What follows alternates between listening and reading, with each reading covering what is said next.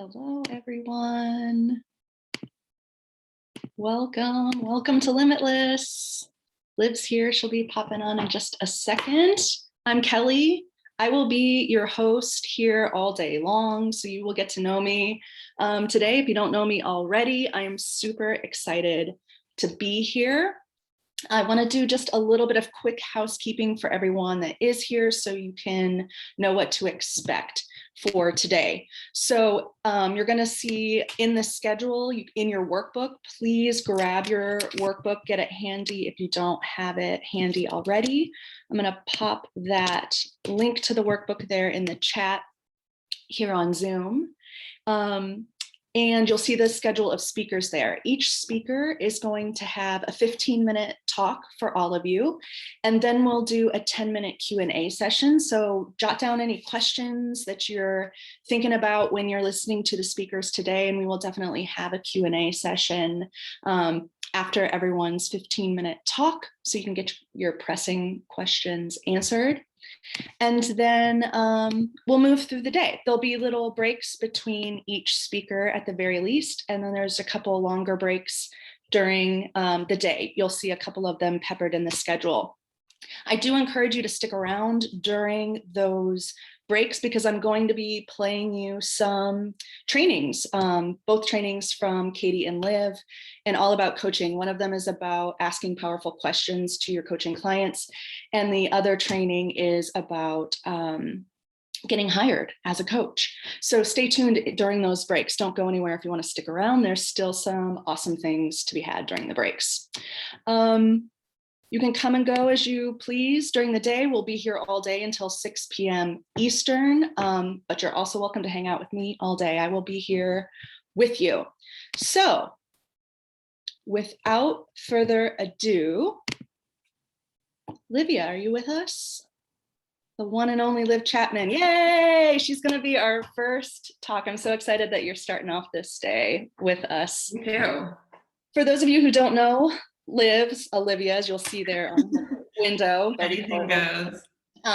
Liv is our COO and co-founder of Inner Glow Circle. So some of our best and brightest are starting out the day here. All of you. I'm so excited to get this started. So I'll just go ahead and hand this off to you, Liv. Go ahead and get your first talk started. I will be here looking at the comments and anything. So everybody write down your questions for the Q&A for Liv.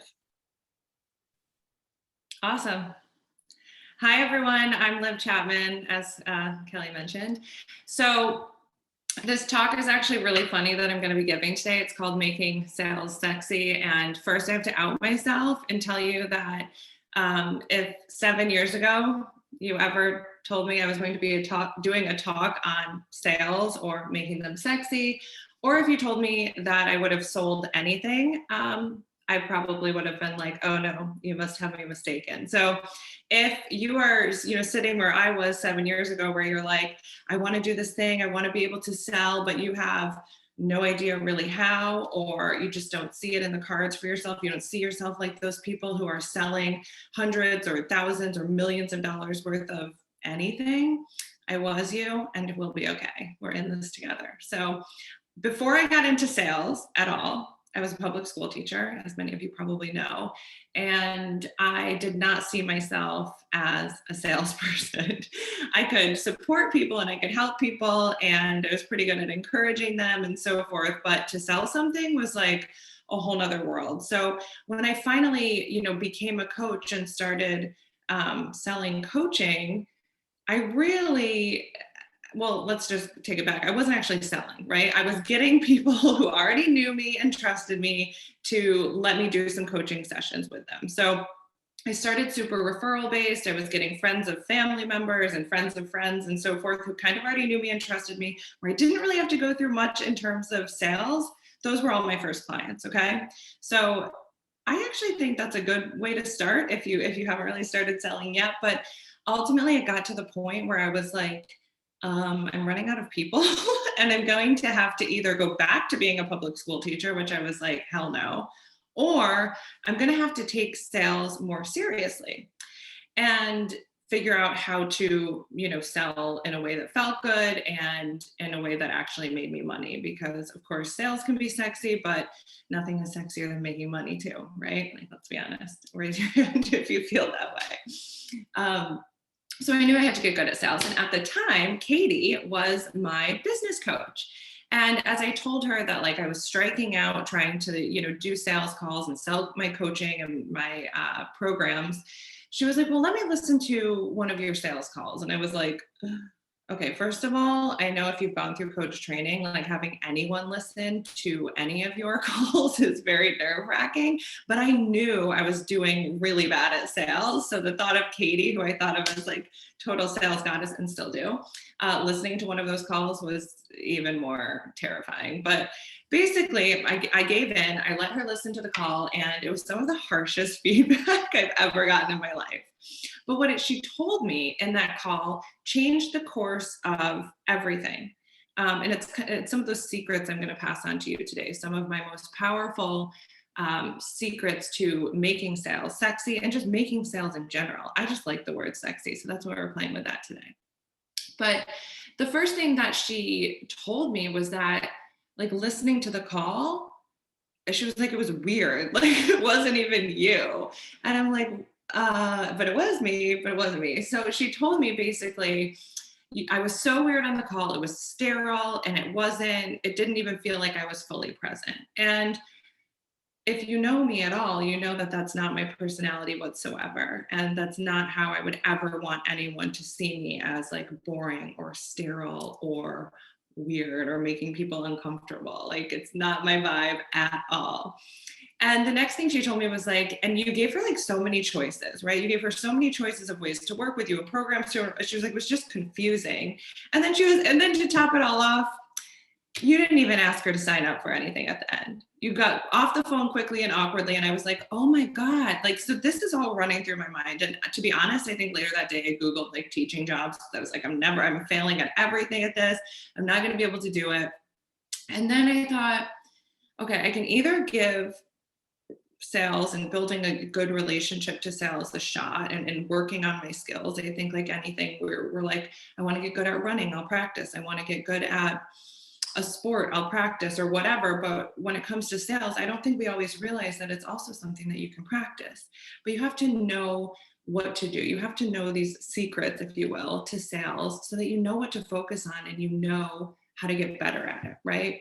And so after I reflected on all this feedback, I didn't end up applying to any teaching jobs. What I did end up doing was actually taking that and shifting the entire way that I viewed sales and relationships. And I didn't have one of those like negative relationships to sales necessarily. I never was like, had a weird experience with someone who oversold me or like the sleazy car salesman thing. That didn't happen to me, probably because I like still bring my dad to buy cars with me. He doesn't like that, but that's what I have him do. But I never had a bad relationship to sales necessarily. I think I just didn't have a relationship. It was almost like starting to date if you've never done it before or something. Like, where do you even begin, right? How do you show up? And that's actually the first secret to sales. When I listened back to that call and heard myself, I didn't even feel like myself. And the way that you really can connect with anyone is when you're fully embodied, right? And so the very first thing, this is powerful secret number one, is you have to ask yourself, how do you want to feel and how do you truly want to show up on these calls?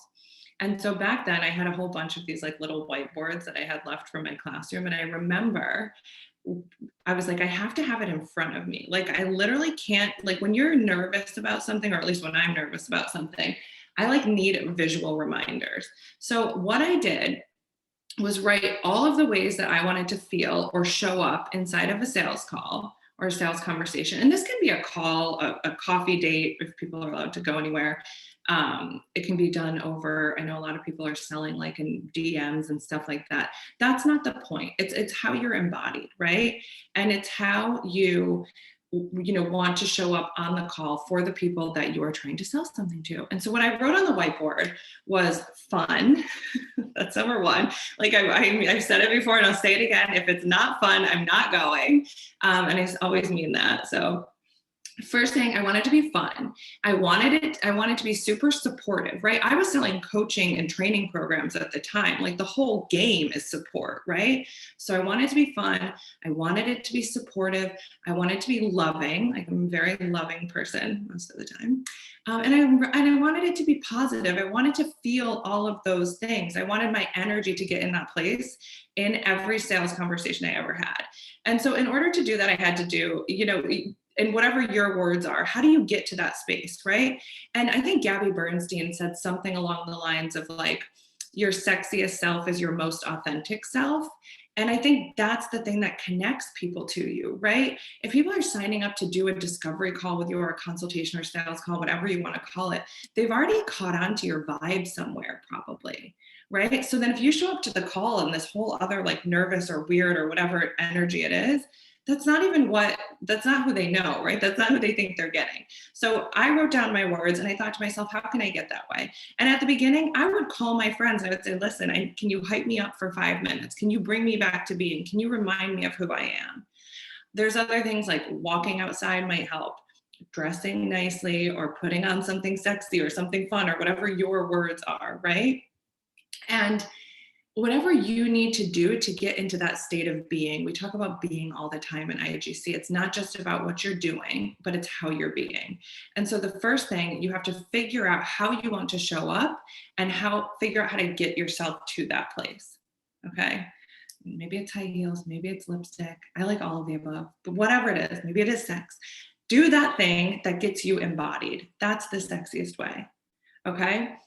And figure out what your words are. And you can have them in front of you. It makes it so much easier. So the next thing is like, duh, but the confused mind never buys, right? And so if you're, trying to sell a million different things to one person or giving them a multitude of options and features and benefits, and there's this way and this way and this way, no. Your job in sales is to truly be listening to the prospect. And if you hate these sales words, I mean, I kind of hate them too, but whatever. But we're going to use them because they're easy. If you're truly listening to your prospect and they're telling you, here's the issues I'm having, here are my problems, here's what I want, you have to confidently say, like, this is the thing that's going to bring you solutions. This is the thing that's going to change your life. You don't need to give them a multitude of options. Trust me. Be clear and be confident and give them a solution. Not a bunch of solutions where they're going to be confused and they have to wait and they have to think about it and they have to wonder.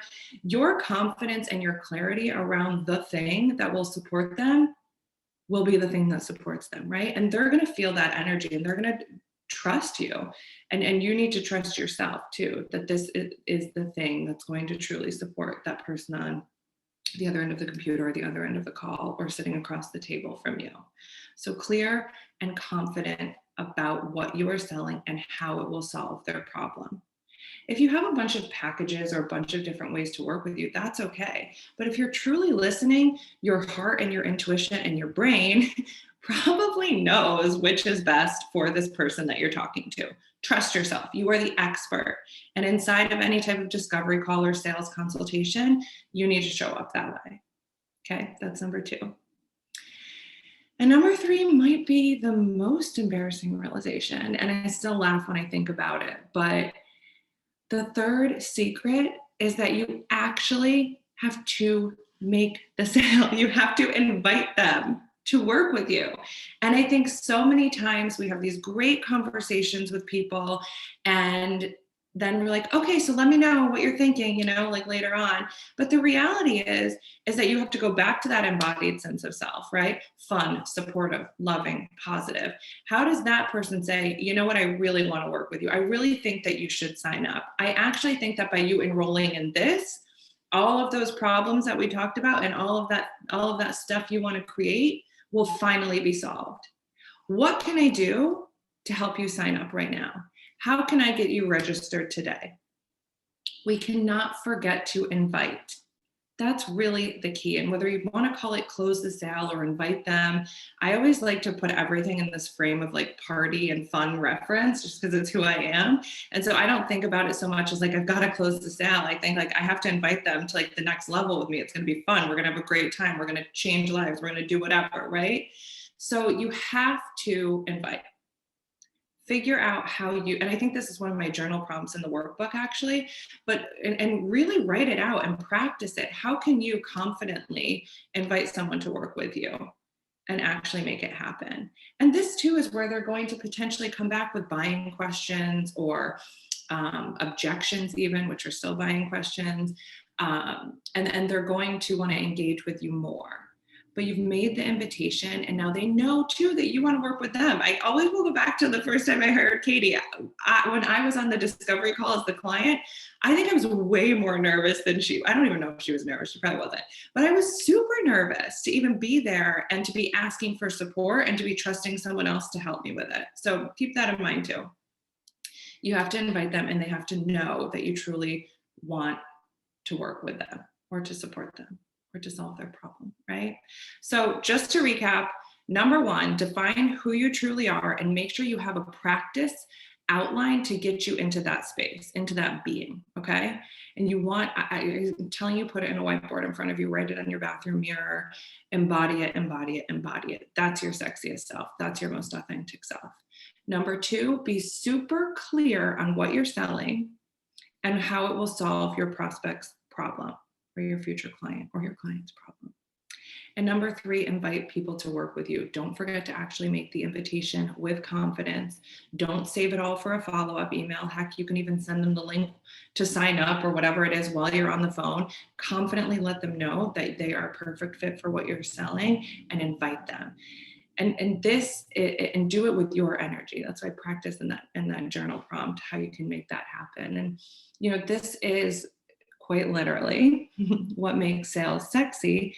And these secrets that I'm sharing with you today are what will actually help you make sales. And we know at IGC and as the powerful women, I think most of us here, who knows, powerful people that we are, the more money that we have in the hands of good, powerful people is really what's going to change the world. So thank you. And I hope you enjoyed my talk. Did I stay in the realms of the time too? Good. Oh, you're on mute, Kelly. Of course, I've got like 15 buttons I'm managing at once here. So don't mind me. Yeah, this is great. So let's roll into some Q&A. You can either put your questions in the chat or in the comments on Facebook if you're watching on Facebook, or if you want to ask Liv a question live, you can raise your hand and I can unmute you and you can actually ask your question verbally. So put them out there. What questions do you have for Liv about making sales sexy? Put them out there. I'm like, let's check Facebook too here. I love when you DJ our events, Kelly. It's my love language. I like to DJ. Let me ask you a question, Liv. I've got some questions for you. Okay. What are some of your favorite ways to like get that party feeling going, like in the middle of a call? Like if you catch yourself going, oh gosh, I'm so flippin' nervous, like in the middle of a call, how do you get yourself to just kind of return back to that more fun energy in the moment? I mute myself and I take a giant deep breath, first of all. I'm like, and I literally feel like, and I still do this to this day, like I have to breathe in like my beings, like I have to bring it back to myself. Like there are some tough, sales to close, and not even just like in business. I feel like I'm selling all the time. Like, and I've said this before, but like I'm selling ideas to my friends on like where we should go, what we should do. And I'm selling my kids like vegetables at dinner and all of this. And I'm like, sometimes I have to, but I also know that if I'm needy or weird or making people uncomfortable, none of that's going to work either. Yeah. Right. So I have to go back to like, how do I actually just be myself? I am very loving and supportive and positive. How can I, speak that and be that on the call? And I think one of the things too is in sales calls to bring you back to being is like, also just going back, like, especially if we're selling some type of helping service like coaching or consulting or therapy or something like that, making it about the other person, right? Because that's that supportive, loving nature. It's not just about me, it's about bringing it back to them. So I'll build an acknowledgement for them or bring them back to the, the thing that they want to create, the reason that we're even on the call. Because the reality is it's not about me. I may be the person that can help them be more of them, but it's not about me.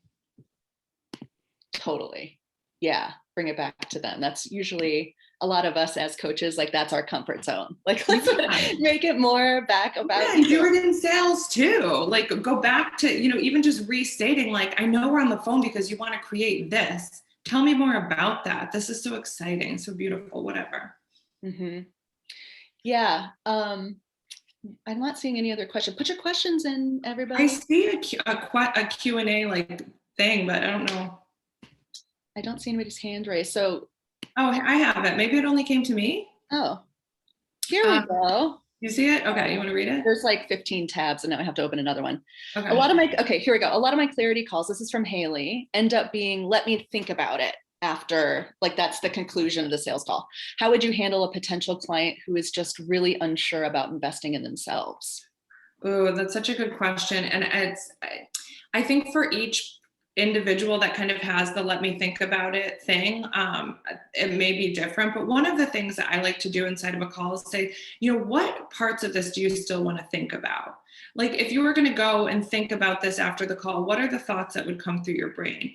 Because even if they do need to take more time, I want to know what their potential objections are, right? Is it that they don't think it's going to work? Is it the money? Is it the time and energy investment?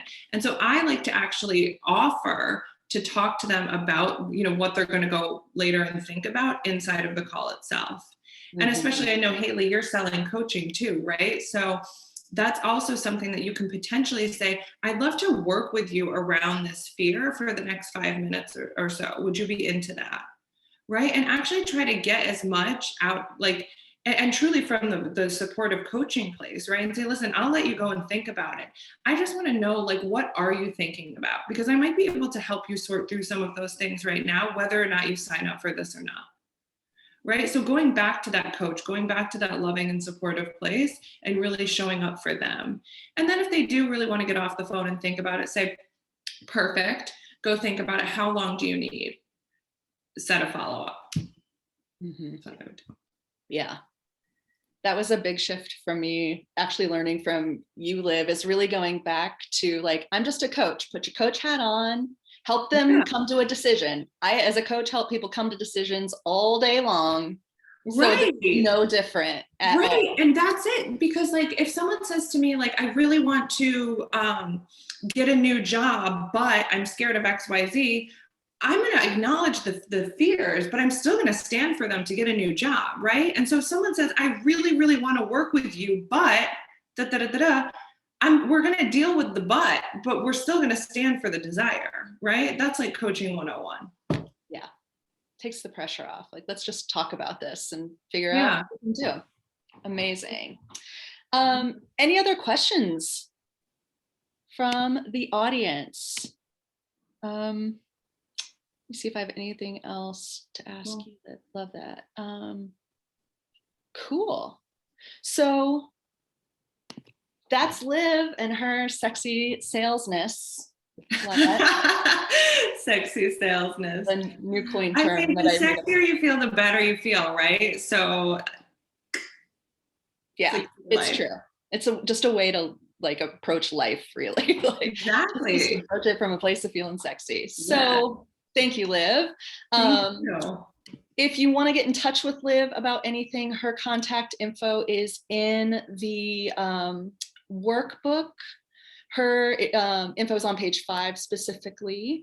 If you want to know more about coaching, coach training, if this is something that you've really been like thinking about yourself, you want to do what Liv does, you want to be a coach. I mean, even Liv's journey to COO included coach training, and that's probably a big factor in Liv being in the role she is now. So we're in open enrollment for our next round of coach training. It starts on the 31st of this month. So please, please, please book a call with Liv or Katie, who you will see later today. I'm putting a note there in the chat of where you can book that call. So chat about it. Liv can help you come to this powerful decision yourself too. And you can watch me in all my sales glory. Right. And take side notes for yourself. Like, okay, that's how she asked that. And that's how she, yeah. Oh yeah, you can just spy on the process. Ooh, don't actually do that. Maybe. So, all right, thank you so much. Yes. Up next later today to watch all of our other speakers and for your talk too. So come on back. So Jamie Johnson is up next. She's a resiliency coach, and she's going to be talking all about kind of filling up your resiliency piggy bank so that when you need some resiliency, you've got some surplus to work with. So we're going to take a quick 3-minute break. I'm going to play just a little video so I can get myself situated, and I'll see you back here with Jamie in just a few.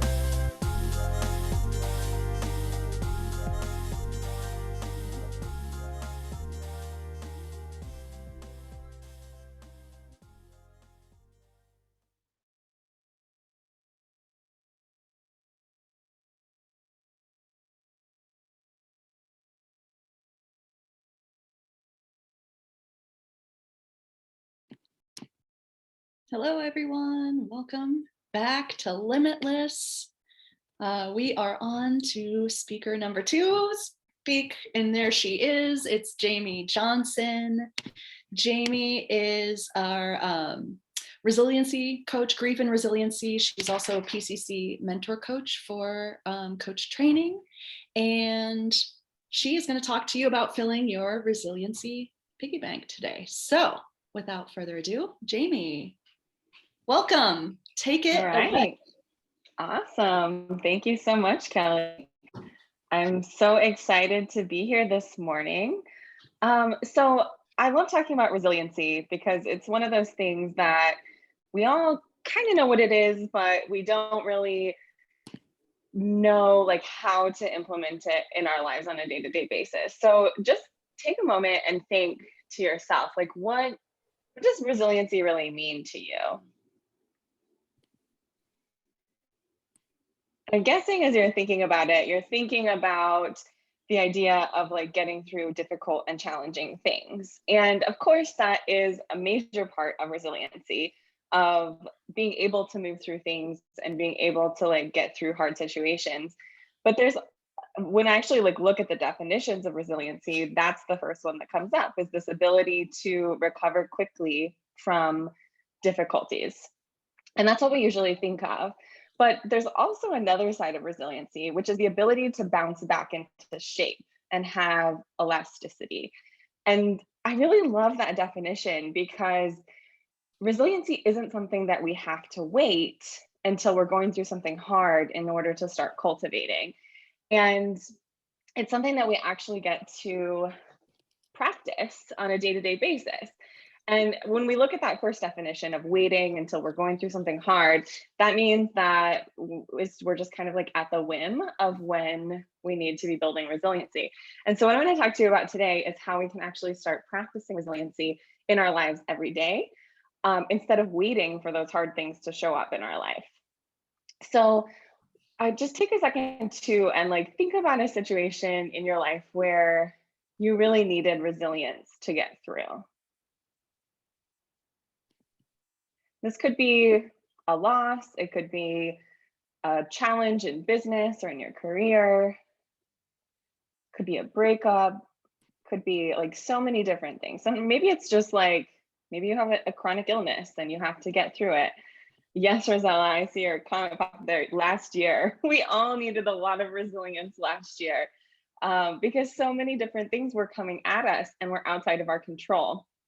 And of course, like we've had to figure out a way to get through it, but the benefit of practicing resiliency on a day-to-day basis means that it's actually going to be a little bit easier when we need to go and work through these hard things or the other things that are coming up. I hate to just say like the hard things because it really is more than that. But chances are, as you're thinking about where resiliency has shown up in your life, you're thinking about hard things. But the other side of this coin is that you actually can use resiliency when it comes to things like having the bravery and the courage and the strength to go after the things that you desire. Because we all know that as much as we wish that those were like easy, fun things all the time, they are not. And chances are, if you're here hanging out with us in this group today, you're one of those people who has big dreams and big desires, and you are constantly needing resiliency to keep going in those things. Because even when it's something exciting and fun or it's something that we really want, we're going to still hit those roadblocks where it doesn't feel good or it feels a little sticky. So really the idea is of practicing resiliency is to actually start implementing it on a day-to-day basis. And when we have this resiliency in our life, we aren't just preparing for those hard things, but we're also preparing for the good things and the things that are going to stretch us. And when we choose, especially for those of us who are here, we all are a little bit more in this realm of like choosing personal development and choosing growth. And when we actually decide to become a coach or an entrepreneur, or even just commit to a deeper level of personal growth, we are choosing to expand ourselves. And that's not always comfy. I wish it was. Like, honestly, so many times clients come to me and they're like, I just want to make it better. I just want to make it easy. And yes, of course, like we get to like make our lives easy. We get to like have the things that we want, but in so many ways, it's not that easy. We are going to run up against the stories that no longer fit us. We're going to have to face like our the upper limit syndrome. That's the word I'm looking for. And actually like get real about the things that are holding us back. And as much as those are things that are going to help us grow, they're not always comfortable.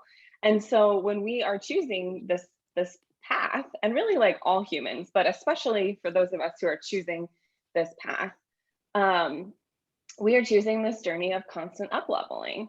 And that is where we need resilience, because without it, when we hit one of these roadblocks, it's going to feel yucky and we're going to get stuck and we're not going to want to keep pushing through it, because and that's when we start this negative spiral of thoughts, right? Of like, I'm not good enough, like this is too hard, I'm never going to get there.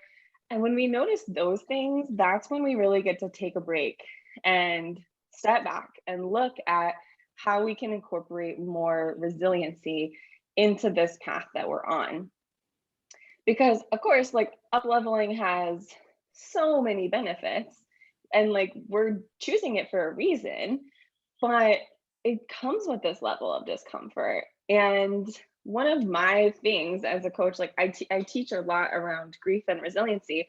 And one of my biggest things is learning to live in this messy chaos of life. We all want it to just be clear cut, easy. Like, I have a plan. We're just going to check off the steps. I know for me as a recovering perfectionist, that is 100% the way I wish life worked. But unfortunately, it has shown me over and over again, and I've also seen that with all of my clients over and over again, that that's just not the way it works. And so when we actually lean into this discomfort and we actually choose to be making ourselves like a little bit uncomfortable and stretching ourselves a little bit every day, that's when we are able to start building this resiliency piggy bank. For example, let's just say, like, if you're someone who maybe feels uncomfortable having hard conversations, or they feel like confrontational, this is totally me before coaching. And thankfully, it's one of those skills that I've learned really well as I have gone through my own personal journey. But if you feel uncomfortable having those conversations, if you imagine just waiting until there's a really important hard conversation that you have to have and you're so uncomfortable about it and you don't want to do it, that conversation is now, it seems like, impossible to have. The alternative and the idea of building resiliency is that instead of waiting until we have no other choice to either have the conversation and sort of like get through it, or in some cases it's just like we have no choice but to do these hard things in order to like get through.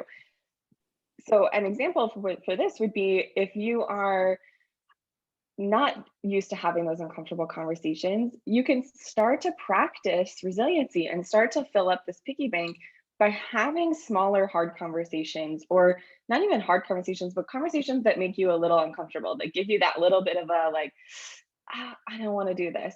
And practicing those over time instead of shying away from them. And so that could look like asking, someone, actually, like, sometimes it's a simple, like, this is a silly example, but it happens so often. Like, someone asks you what you want for dinner, and you know what you want for dinner, but you don't want to be like, you don't want to be like selfish and say like, no, you just pick, it's fine. And so sometimes it's as simple as like stating your desires and asking for what you want or what you need. And obviously that's a really small example, but the more that we practice having these conversations, the more we practice like bringing up things that we need to bring up, or facing the things that are uncomfortable. Sometimes it's like as silly as like making an uncomfortable phone call, or going to the gym, right? Like, we build resilience at the gym by showing up at the gym. And so if we just are always like sidestepping these things and trying to get through them, when we actually need them, then it's like, well, crap, I can't go to the gym today and like lift this really heavy weight because I haven't been lifting any weights for a year. So that's what I'm talking about when I talk about filling your resiliency piggy bank. So I love this visual of actually having a piggy bank. I don't know, mine like is, well, I guess pink, you guys can tell is one of my favorite colors, but mine is like hot pink in my visual here. Of having this piggy bank, and every day you're just choosing to stretch yourself a little bit more and adding more coins to that piggy bank. And that way, as you are doing these things, right? Like, I love this visual, but in reality, we're collecting these things that feel a little bit easier every time we do them. And then when we actually need them, we have this piggy bank to go back to and lean on. And clearly, like even with the examples I'm talking about, you can see the benefits, right? Like if you're used to having little like harder conversations, then when the big conversation comes, the one that's really important, the one that you really want to like take seriously, you can go into it with trust and confidence in yourself and a little more strength and like knowing that you can do this.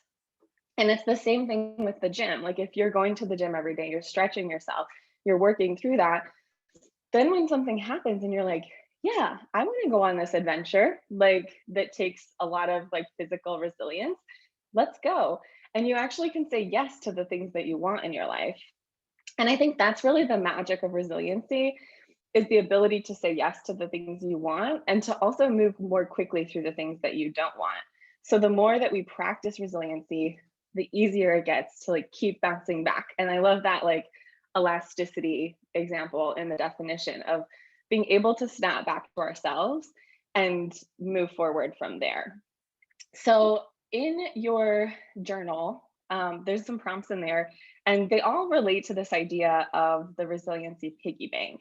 So I would encourage you all to take a few minutes sometime today and really spend some time thinking about where resiliency is showing up for you and where you can also continue to cultivate it and continue to fill your resiliency piggy bank so that you're building this thing. And, you know, I think Rosella said at the beginning, right? Like this year has required so much resiliency from all of us. But that also probably means that in some ways we've been filling our piggy bank, but we've also been depleting our piggy bank because we've had to use those things like way more than we had expected. So as you're going through those journal prompts, like take some time also to look at where have you depleted your piggy bank and where do you need to practice like refilling it so that you can feel great. So that's what I have to say about resiliency today. Of course, like as a grief and resiliency coach, I teach about this stuff all the time. So if you want to hear more about it, you can always connect with me online. And I'm always here around IGC as well. So I'm so excited that you're all here. Totally. And Jamie's info, if you want to connect with her, is in her page in the workbook. I believe that's page 6. Yes, page 6, FYI specifically. You can get in touch with Jamie about that. So let's go into some Q&A here. Put your questions in the chat. If you want to ask your question verbally, you can raise your hand and I can unmute you. If you are, oh, we had somebody taking me up on that offer real quick. Who has their hand? Rosella. Okay, Rosella. Talk away and see if we can hear you.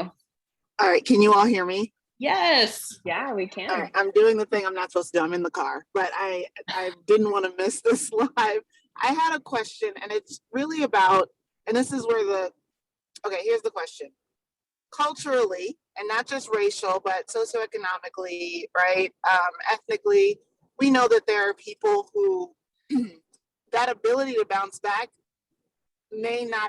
is not necessarily there if their life has been a constant struggle as it relates to resiliency and grief. And so I guess I'm wondering when working with folks, because I do work with folks, especially now I'm doing a lot of work post-disaster things, right? I guess I'm curious, Jamie, just how do you talk about, work with, understand communities where resiliency it's seemingly non-existent, Like I think about the slinky metaphor, like back in the day having a slinky, but the slinky never couldn't go back to the coil because it never was coiled to begin with.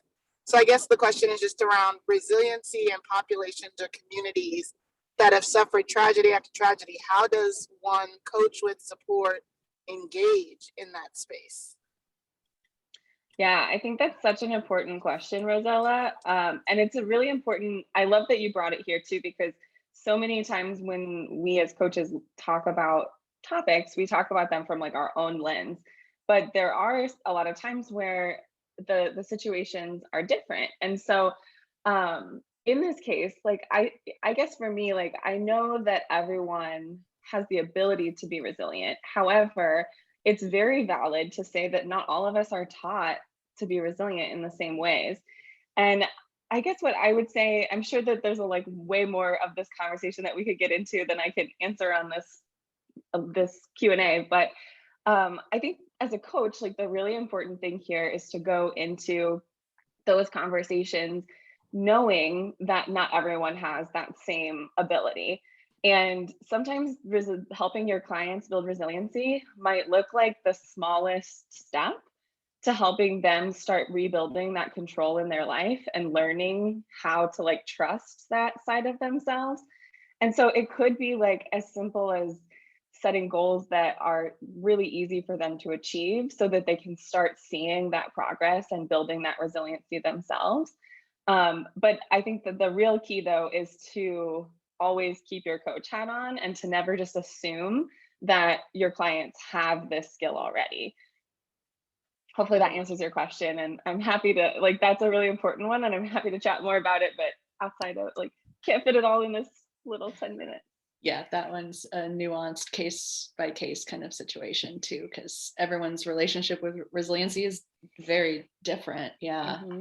Yeah. And I think like Roselle also hit on it, like it's important to, it's obviously like the way that we are raised and the cultures and the situations that we grow up in impact that a lot, but also like the things that we've experienced in our life impact that a lot too. When people have gone through really big things that require a lot of resiliency, or maybe have tapped out all of the resiliency that they have, then like that becomes like a little bit different story than just saying like, yeah, keep practicing every day. Like it might get to a deeper level where they need more support around that. Totally. Let me check and make sure if we've got any questions on Facebook. Okay, so I actually have kind of a follow-up question for you around that a little bit. You just mentioned there like a little bit more of a support system. Like what is your thoughts about how like a support team comes into play when it comes to building up your resiliency?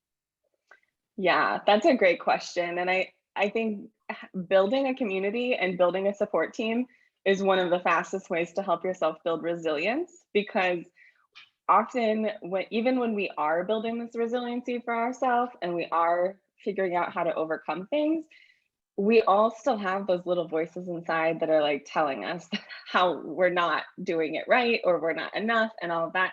And so for me and for a lot of the clients that I've worked with, building that community has been a huge part of that, because then when you are struggling, you're able to actually check in and say, hey, like, can you just remind me of these things? Or over time, like your community is also going to start reminding you on their own, because you've built that space. And so I think having a community and having a place that you can go to when things are hard is so important. And sometimes that looks like talking it out or venting, but sometimes it also just means like, hey, this thing's kind of hard. Like, can you just be here for me as I go through this? And honestly, like part of resiliency comes from being able to ask that question as well, like asking people for what you need and asking them to support you. So it's really twofold, like building the community, but then also asking them for help when you need it. Yeah, it's bringing me back to what you were saying about having those conversations that can make you feel a little uncomfortable. And that's probably a common one for a lot of us, like asking for the thing we need can feel uncomfortable. That act alone can help build your resiliency is what I'm hearing in that. Yeah, exactly. And that's where it's important. Like, I mean, I think it's kind of a funny thing to like the idea of like saying what you want for dinner. But I've had too many conversations around that topic even that people are like, oh no, I don't do that. And it's like when you're able to ask for that, then it gets a little bit easier to like ask someone to support you when you actually like need support as well. Like the more we state our desires and needs. Totally. Yeah. So check in the Q&A. Okay. I've got another question here for you. Like, Okay. tell me, like, personally for you, like, what are some of your favorite ways to do this, to add little coins to your personal resiliency piggy bank?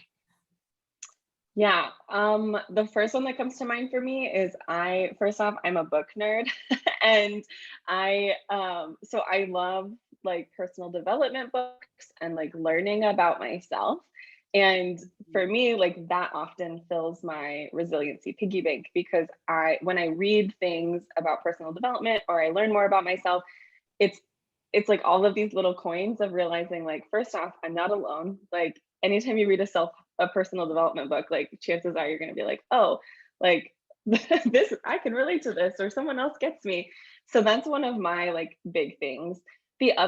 One of the other things that comes to mind though is also just like, honestly, like the example I used of like choosing to have hard conversations and ask for what I need is one of my favorites because like I said, before coach training and kind of in my previous life, that was a really hard one for me. So it's still something that like I consciously do every day. So those are like a couple that like come top of mind. And I think the third one that's coming to my mind that's a little bit off, like it seems a little bit weird as an idea of like filling my resiliency piggy bank, but it's actually celebrating the wins. So when I add coins to my resiliency piggy bank or when I go through hard things, I try to make sure that I stop and actually celebrate those achievements and that process instead of just blowing past it. Oh my gosh, that one resonates with me so much because it's funny as a coach, there's probably not as many questions that consistently make people squirm as how are you celebrating this? It seems like such a simple question, but for some reason it makes so many people just get squirmy. And I think it's because we're not used to celebrating things. We're like on to the next thing. Like when we do it, check, what's next? And so, that's such an important piece of resiliency. I hadn't made that connection, like celebration adds to this resiliency piggy bank, but absolutely I can see that for sure. Yeah. And I think when you celebrate too, like it kind of gives your brain and your body a little permission to like keep doing the thing that's hard.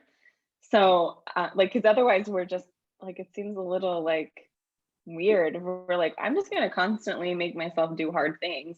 But if you don't celebrate it, then it's like, well, that kind of sucks. Yeah. So living in a state of just uncomfortable. Yeah. Exactly. So having that space to celebrate can make a huge shift there. Amazing. Amazing. Thank you so much, Jamie, for coming here and sharing your thoughts about resiliency and helping us see how we can fill that up a little bit more from day to day and not just when, we really need a high alert situation. So thank you. If you want to get a hold of Jamie for anything, as I mentioned before, you can see her contact information on page 6 in the workbook. If you're sitting here thinking, how do I become a resiliency coach? You're in luck. You know people, wink, wink. Like coach training is in enrollment for Inner Glow Circles coach training. We start on the 31st. So if you're curious and you want to talk about it, I'm going to put a link in the chat here. You can book a call with Katie or Liv and talk about coach training, if it's a good fit for you, if that's the next best step for you.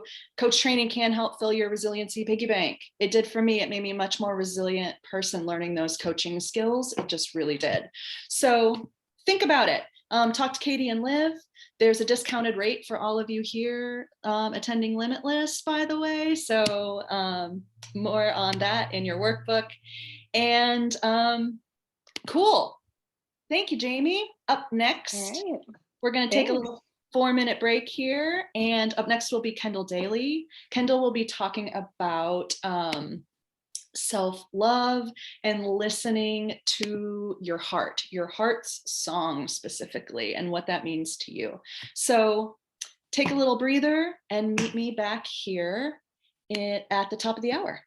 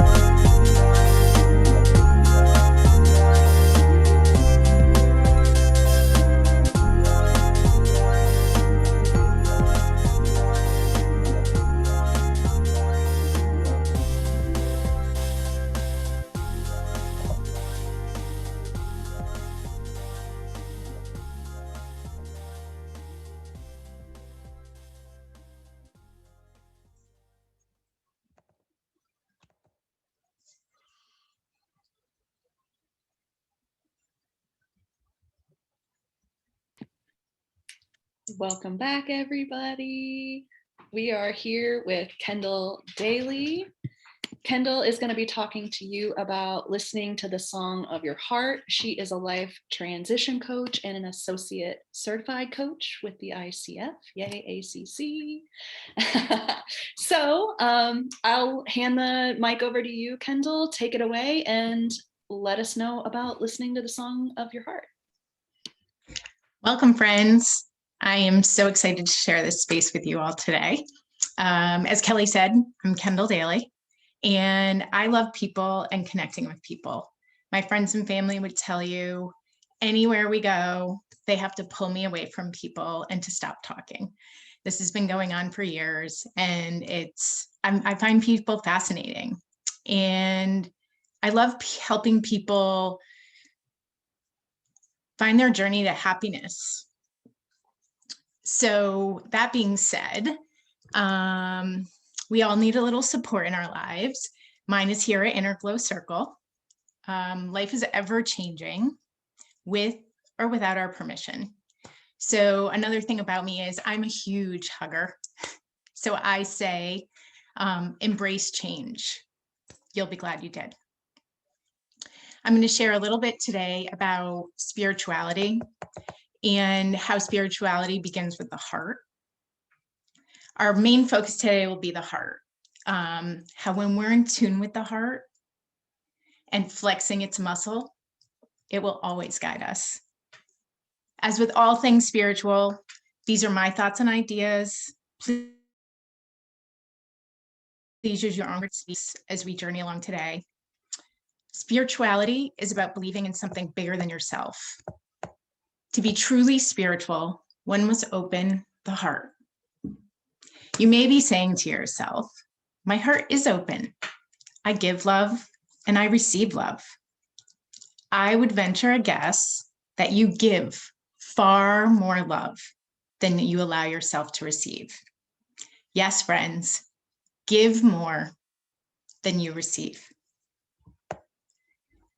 It's what us passionate, high-level, giving women do. I'm talking opening the heart on many levels and recognizing what makes your heart sing.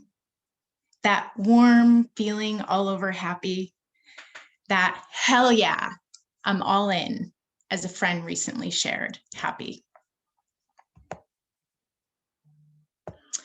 A quote that I like as we begin today is, you cannot find your soul with your mind. You must use your heart. When the heart is healthy and been nurtured properly, it's our internal compass. It guides us and allows us to be fully connected to our intuition and the source for all things in our lives. When we are truly connected to our intuition, let go of ego and expectations of how we think life should be, that is, my friends, when we can live out our life's purpose. On page 7 of your workbooks, I'm going to walk you through a short exercise. It's fun, it's a little interactive. I would love to have you write in the chat what comes up for you. If not, feel free to just write it in the journal. And we're going to start off by thinking of a time when you've set out to do something in your life and it just didn't seem to work out. We've all been there. Think about what happened. Write it down or share it in the chat.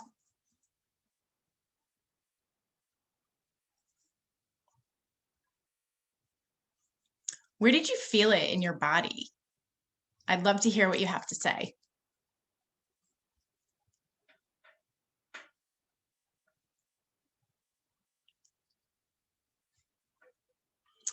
Some people say their throat gets constrictive, their heart hurts, they feel it in their gut. Others are saying a butterfly feeling in their stomach. Even some say it creates pain in their back. What emotions come up for you when you're feeling these feelings, when something just hasn't worked out the way you expected.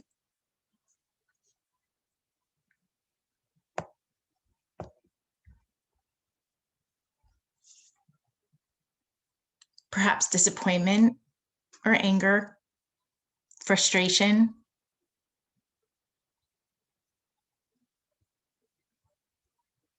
sadness, and sometimes even a little embarrassment.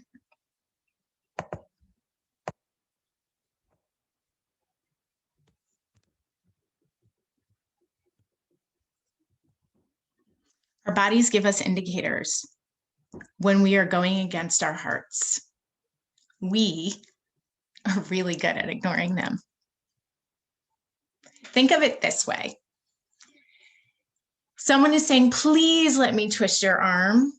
And on the outside, you're saying, no problem. But on the inside, you're saying, what am I thinking?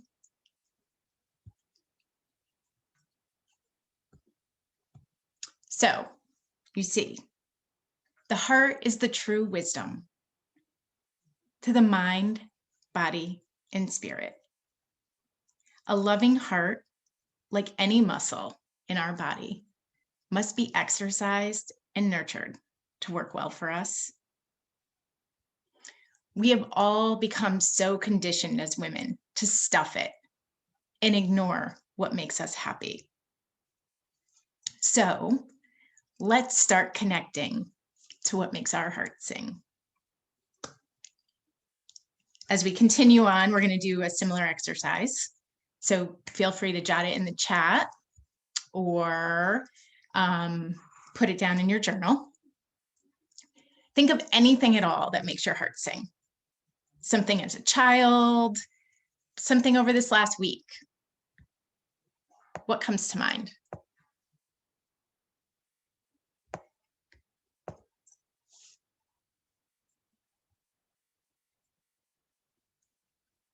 What I do notice, and I bet you notice immediately, is you begin to smile. You can't control it. So where do you feel that in your body? Write it in the chat or in your journals. I love this. Seeing people improve themselves makes them happy. Connecting with others, having meaningful relationships. The feeling in the body is an expanding of their chest and shoulders in those moments. Some say they feel an abundance of joy and love. Others are saying an aura around them, or almost a feeling as if they're floating. What feelings or emotions come up?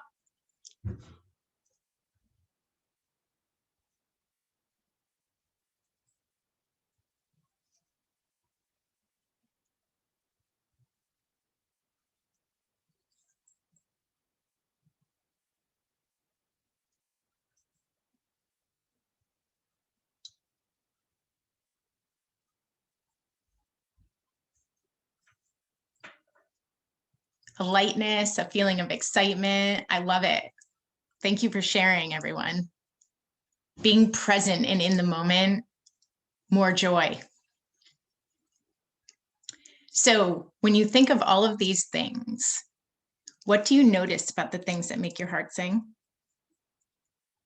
It's not hard, but it's often overlooked because we're so good at pushing our feelings aside around our heart.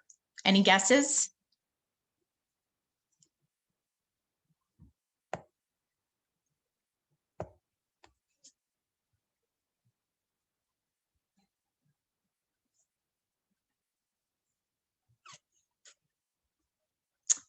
Most often, what makes our heart sing costs extraordinary little or almost nothing at all.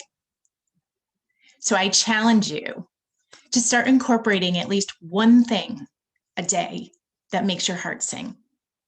It could be something small. Think about the things that just made you smile. Now that we're getting in tune with what makes our heart sing, exercising our heart and using it more regularly, we can get more centered spiritually. I use a spiritual compass to guide me, which is just a circle with 8 pie pieces that represent all things spiritual to me. It keeps me in balance and healthy in spirit. Meditation is one of those. It keeps me grounded. It's how I begin each day. It helps me set the tone for the day and ease into my day. Prayer reminds me that God is there for me every day, everywhere. It doesn't have to be formal. Sometimes I'm driving in the car and I'm just thinking of someone and sending extra love their way. Gratitude practice helps me create an awareness of all the good in my life's journey, no matter how big or small. Some days it could be as simple as a latte. Self-care ranges from a kick butt workout to a badass blow dry. Take care of yourselves, girls, and anyone else out there. We're so good at putting ourselves last. Put yourself first. Breathe. Oxygen gives us energy and renews our spirit. Surrender helps me let go of expectations and be more open-minded. Maybe it was supposed to happen this way or some other way. But letting go of the expectations allows me to shift for a better outcome. Lastly, what would you add to your compass? I like having flexible structure. What's important now versus later. So I keep one section open and it allows me to change it up.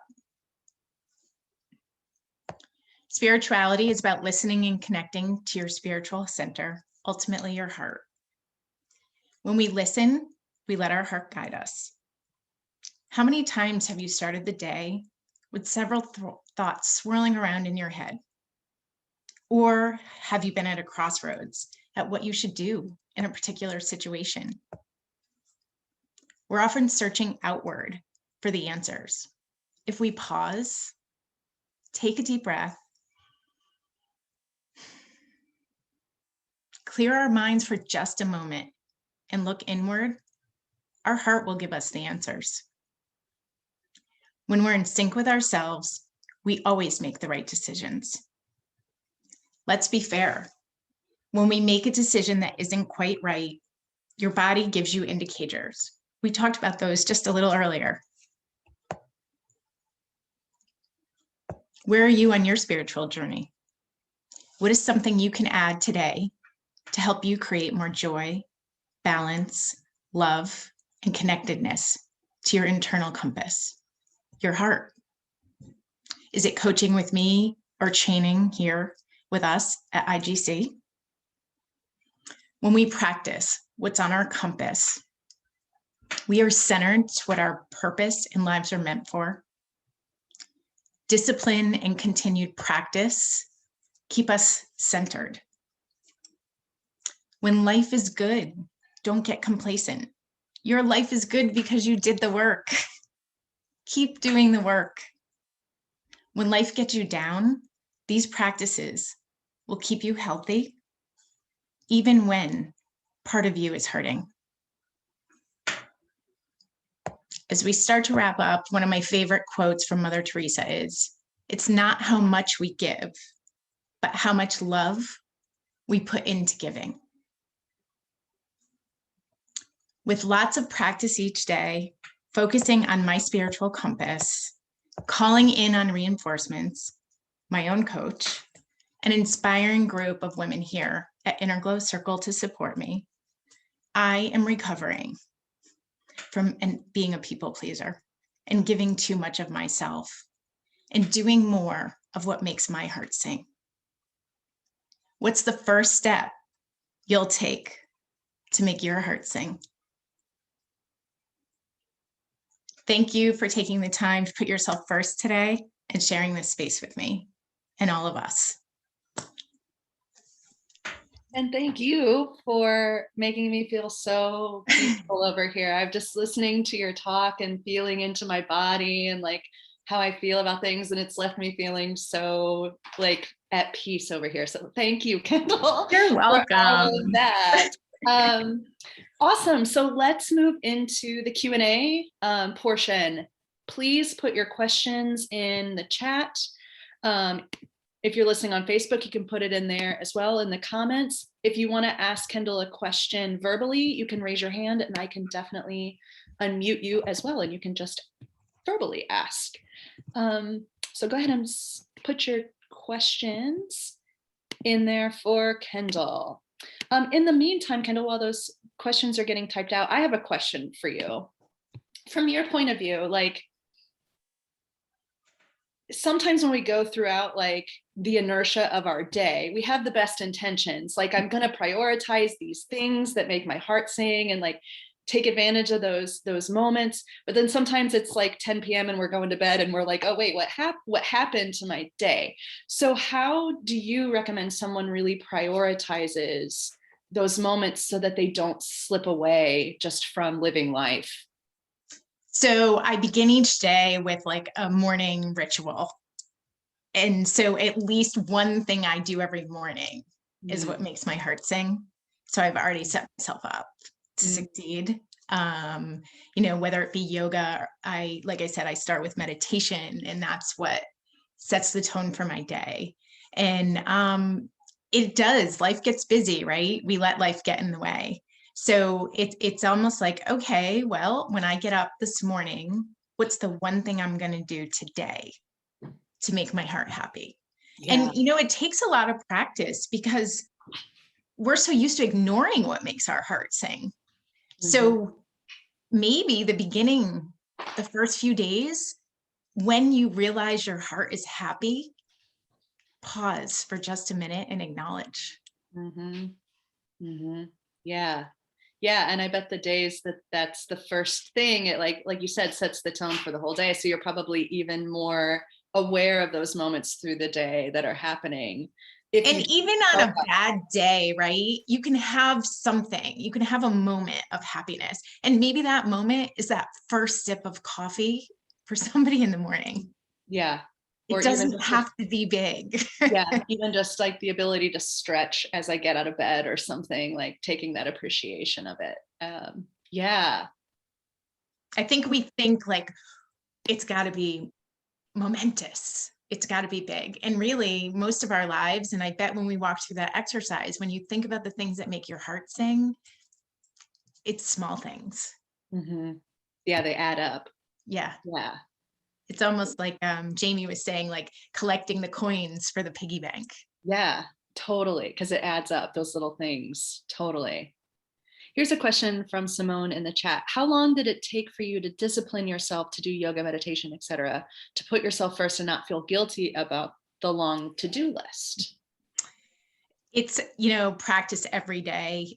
So what I do often, I started this new year to give myself a little more discipline was, I have this specific journal. It's really simple. It's called the Morning Sidekick. And you write down your morning routine. So the 3 to 5 things, there's 5 spaces, and it allows me to say, this is what I'm going to accomplish tomorrow morning. Mm-hmm. And by writing it down the night before, I keep the journal on my bedstand, but by doing that, when that alarm goes off in the morning, I am getting up and doing those things, because I will tell you, when I don't do it, the day gets away from me. Mm-hmm. So I've set the time aside for me, and that's the way. I'm not going to let anything else get in the way of that. Mm-hmm.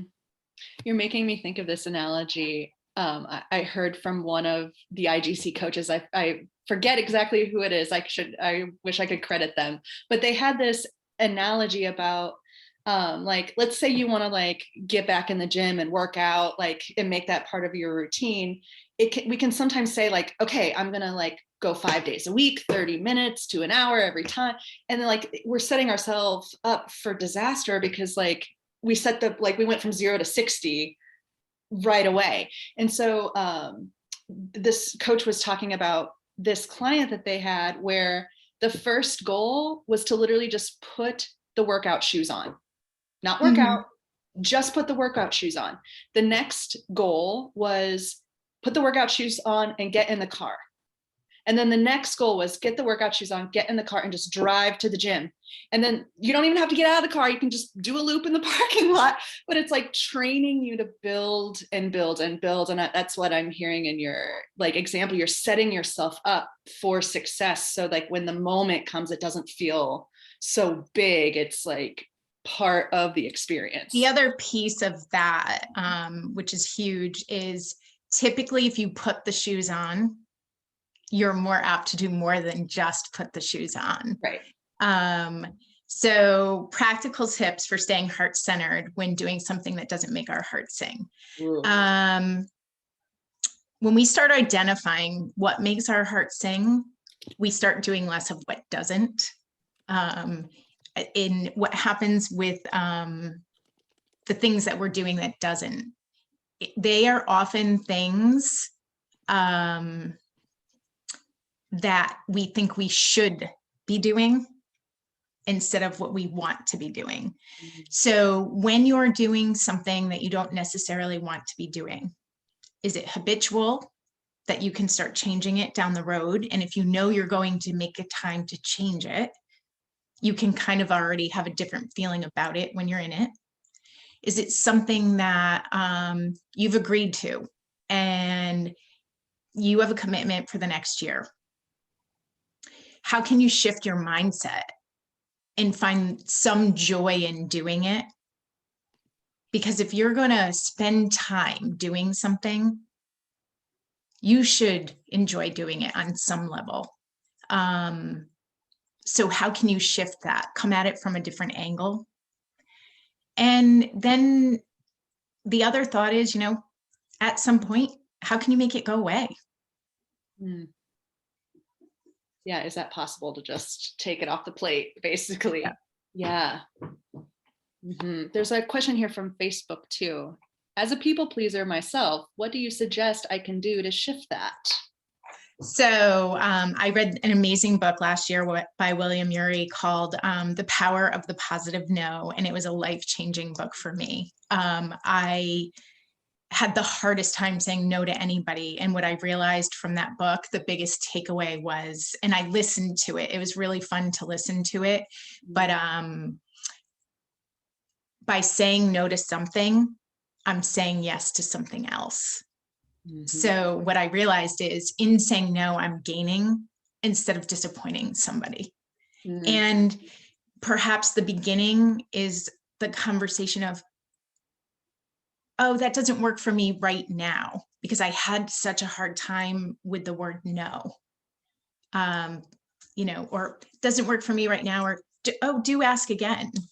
So I didn't feel I was letting someone down, but it's also that shift in, I don't need to solve everybody's problems. It's okay that I take care of me. Yeah. That's like a super powerful just thing to absorb in general in life. Yeah. Like where can I choose me? And from like the best place, not from a selfish place, but from the place that's actually going to end up benefiting everyone, because I can then operate in the world at my full capacity versus feeling like a drained cup over here and I have nothing to share. So love it. Well, Kendall, I appreciate your thoughts and your views and helping me feel into my heart over here. I feel very calm at this moment in time. So thank you very much. If any of you want to get in touch with Kendall, you can see her information there on page 7 in the workbook. So reach out to her. As Kendall mentioned a couple of times in her talk, IGC coach training and the community here has been a part of Kendall's journey in getting to this place where she is. So if you are curious about coach training, getting your own coach training certification, we are in enrollment for IGC's next round of coach training, which starts the 31st of the month. So I'm going to pop a link here in the Zoom chat. You can book a call with Katie and or Liv to talk about whether coach training is a good fit for you, because this might be part of what makes your heart sing. I know I had a whole new relationship with understanding what actually was like making my heart sing when I went through coach training. It was an eye-opening experience for me. So same can happen for you. Awesome, Kendall. I really appreciate you being here. Thank you. Up next, we've got Ashley Melky. She is going to be talking about becoming famous, having a micro celebrity approach to your branding. So that will be a very informative talk.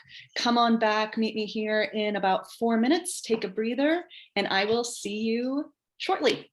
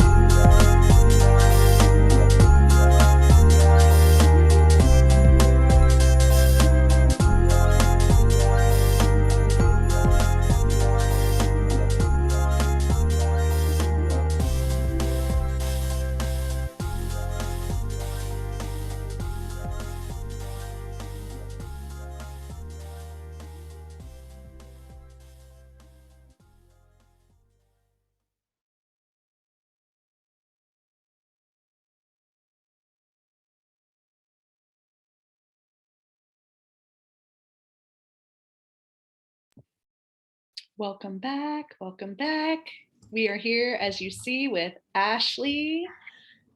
Ashley is a life purpose and business coach. She's going to be talking about becoming famous, some juicy stuff coming your way. So I'll just hand it over to you without further ado. Ashley, take it away and let us know how to become famous. I'm like, yes, and I'm good to share my screen, right?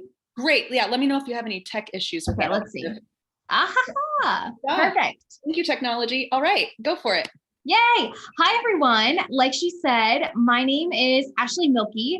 I am an online business coach. And really, I love that we were just talking about like heart-centered approach to life, because now we're really going to talk about how you can be the main character in your life and bringing main character energy to your life and business through becoming famous. And so feel free to drop in the comments who you are and what you do. That'll help me out a lot when thinking about how to apply these micro celebrity strategies to your life. And we'll talk about what that means if you're like, what the heck is a micro celebrity and why does that matter to me? A little bit about me. So in college, I had an online business. I did some freelancing and then I quit it to work a 9 to 5, only to realize I hate working 9 to 5. And so while I was in my 9 to 5, I was doing research on how you can use micro celebrity strategies to land clients on the internet. And while I was doing all of that, I was also in my coach training program with Inner Glow Circle. And within the first 3 months of coach training, I landed my first client. In the first month of actually promoting my services, I was able to quit my job.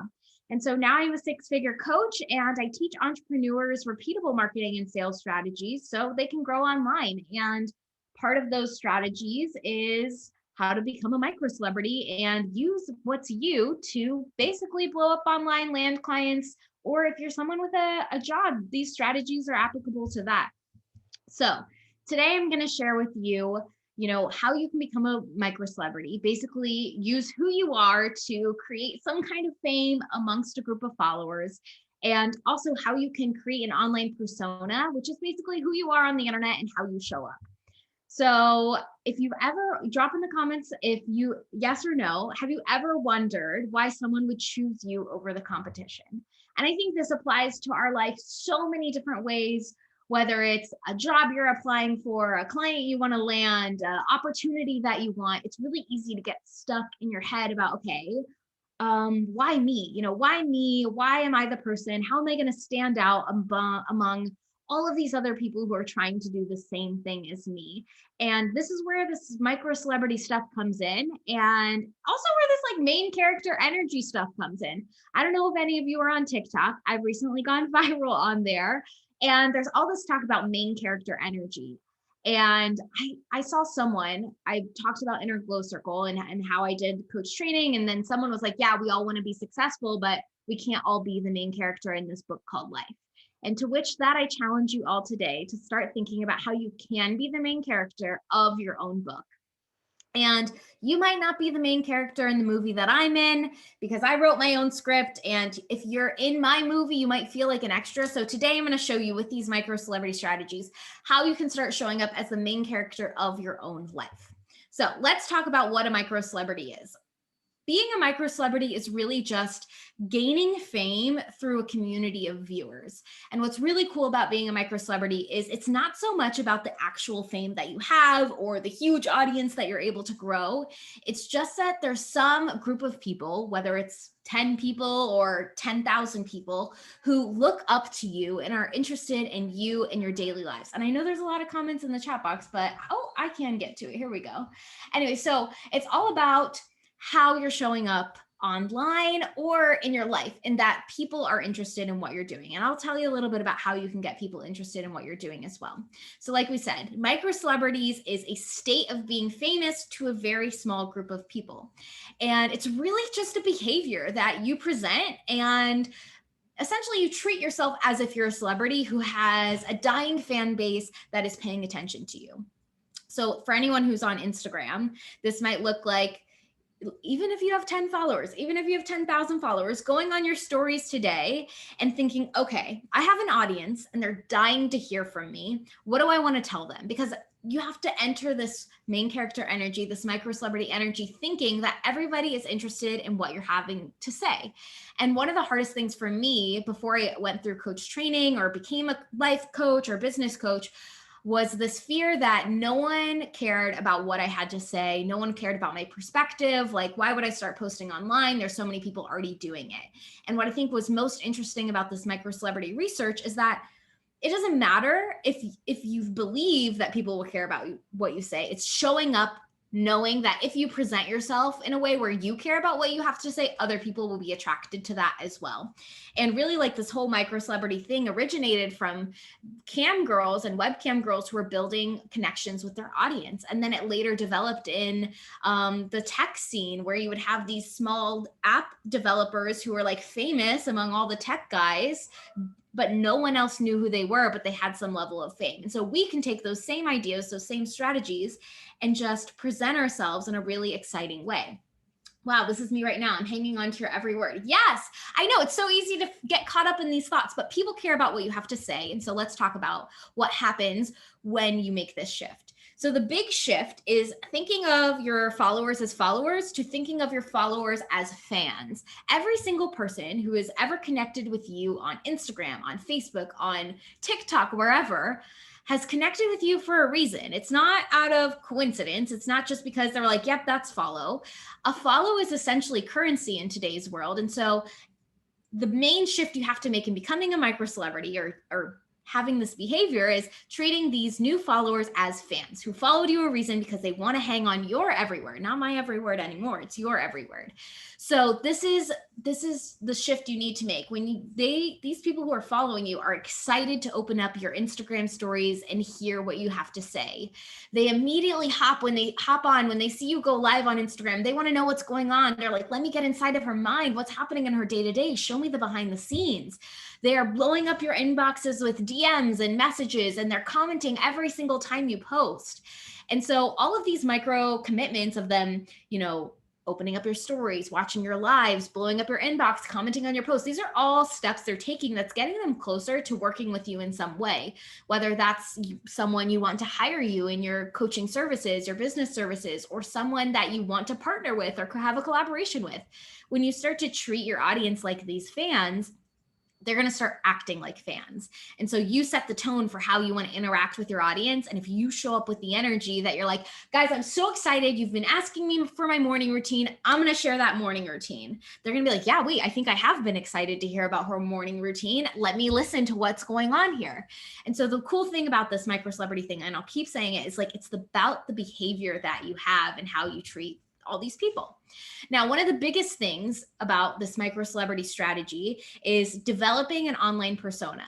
So we want people to be excited about being your new fan, your new loyal fan base, but we also have to show them who you are for them to continue engaging with you.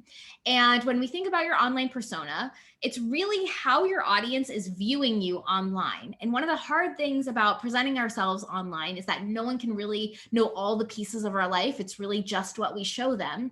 So we want to get really intentional with how we're presenting ourselves and what pieces of our lives we want to show and that we don't want to show. And the more you can showcase your values and yourself authentically, the more you're going to connect with people who also resonate with your values and the things that you love to do. And it's really the foundation for great partnerships in all kinds of ways. So you'll see in the workbook that you got, there's some questions that can help you identify what is the online presence that you want to have and how can you use your version of success, your values to communicate to your audience really who you are and how you want to be perceived. So the 3 steps to getting this micro celebrity status is creating this online persona. That's step 1. So this is basically strategically choosing which parts of your life you want to reveal to people and which parts you want to conceal to attract and maintain your audience. So for example, I am obsessed with Starbucks. It has become very much a part of my online persona, which sounds so basic, but it's fine. But my audience knows that, and they know it so much that every time I post about Starbucks, they message me and they're like, oh my gosh, it's so funny that you do this every day. But we take it a step further because I've chosen that this is part of my online persona. My friends offline know I love Starbucks. Now my online community knows I love Starbucks. And the step it's gone to is that now when people in my audience, my followers, my fan base get Starbucks, they tag me on Instagram or they DM me and they send me a message to let me know, oh, I got Starbucks, I'm thinking of you. And so this is all part of like being relevant in your fan base's mind. Remember, fan base, not followers. The next piece is showing up authentically, really ensuring that whatever persona you're creating is consistent across platforms, across time. So my audience knows that I like Starbucks on TikTok, they know on Instagram. And I mean, this is so basic. We can get a lot deeper than just Starbucks. We can get into our values and what we believe in. So for example, like one of the things that I've been really passionate about since joining a coach training program is that everyone in the coaching industry is certified. And if you can hear my dog, dear, I am so sorry, but I'm really passionate about coaches having certifications. And so that is known across all the platforms that I'm on. It's known on my Facebook group, on my Instagram, on my TikTok. And so carrying whatever beliefs you have with you on all the platforms, so that way you continue to attract those people and remind your audience of what you believe in. And the last piece of really becoming a micro celebrity is building connections with your loyal fan base and creating relationships with them, whether it's through your content or your conversations. It's connecting with people to let them know that you value them as a fan. Remember, I'm going to keep saying this, fans, not followers. And so that's really important. And that looks like, replying to comments when you get them, or creating call to actions that get people wanting to engage with you. It looks like messaging people, whether it's direct messages on Instagram or Facebook or wherever you're building your loyal following. It's showing them love anytime they show you love, because that exchange of love or comments is where you build those relationships. And the first step to becoming a micro celebrity is treating your audience like a loyal fan base. And really the second step is continuing to keep them as a loyal fan when they start, giving you the fan base behaviors. So so that is all I have on becoming a micro celebrity. I think I have like 3 minutes left, so I'll keep chatting a little bit about it, but really all of these strategies, just so you know where they came from a lot of research I did in my master's program, where I studied different entrepreneurs who were using their online presence to land clients. And a lot of them were coaches. And a lot of successful coaches are the ones who are creating an online persona and showing up and showing people all of their values, all the pieces of their life that they want to share. Again, one of the important things to do is choose which parts of your life you want to reveal, because you don't have to reveal everything about yourself online, and what you want to conceal. And whatever you're revealing is enough to build a connection with the people that you want to work with. And I know a lot of new coaches, even when I started, was like, how do I land clients? How do I get people interested in what I'm doing? And it's really easy to get caught up in the trap of no one cares what I have to say. There's a million people who have done this before. Why am I different? And it's really about figuring out, when you decide, who your online persona is, which takes a lot of soul searching, because your online persona is basically you. That's how you can identify your unique talents, your unique viewpoints, your unique personality that's going to attract people. So even if a million people have done what you've done before, you have the opportunity to do it your way. And by being this micro celebrity, you're going to connect with people who need you and the way you do things.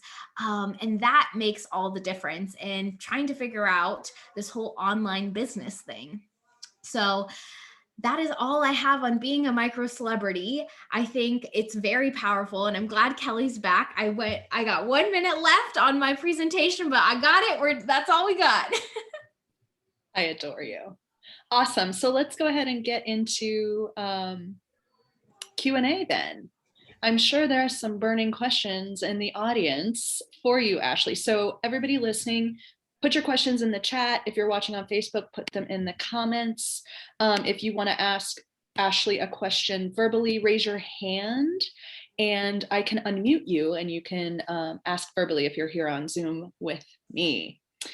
So pop your questions there as they're getting typed up. I am curious, Ashley, I'm really curious about this reveal versus conceal thing too. And I am curious, like, what types of things might you not want to reveal? What might you want to keep kind of more concealed when you're taking this micro celebrity approach? Yeah. So whatever you reveal and conceal is totally a personal choice. There are some people who feel very comfortable sharing all details of their life online when it comes to like family or struggles they're currently going through or things like that. but you might not be comfortable sharing all those little intimate details of your life. And I think there can sometimes be an expectation that you have to share those details of your life, but you don't. You just have to reveal the things that are going to build a connection with your audience. And so maybe things happening in your family life are not the things that are going to build the connection today, but you can later decide, okay, I feel comfortable opening up about these things, about sharing past things that I've gone through, and now I'm going to communicate them to my audience. Mm-hmm. Let me check Facebook, make sure we're going good. Okay, I do have another question for you here too. Like, how does this, in your experience, like change over time? Because who you are kind of changes and evolves over time. So what do you do if you reach a point where like the online persona is no longer matching who you feel like you've kind of grown into? Yeah, that's such a good question.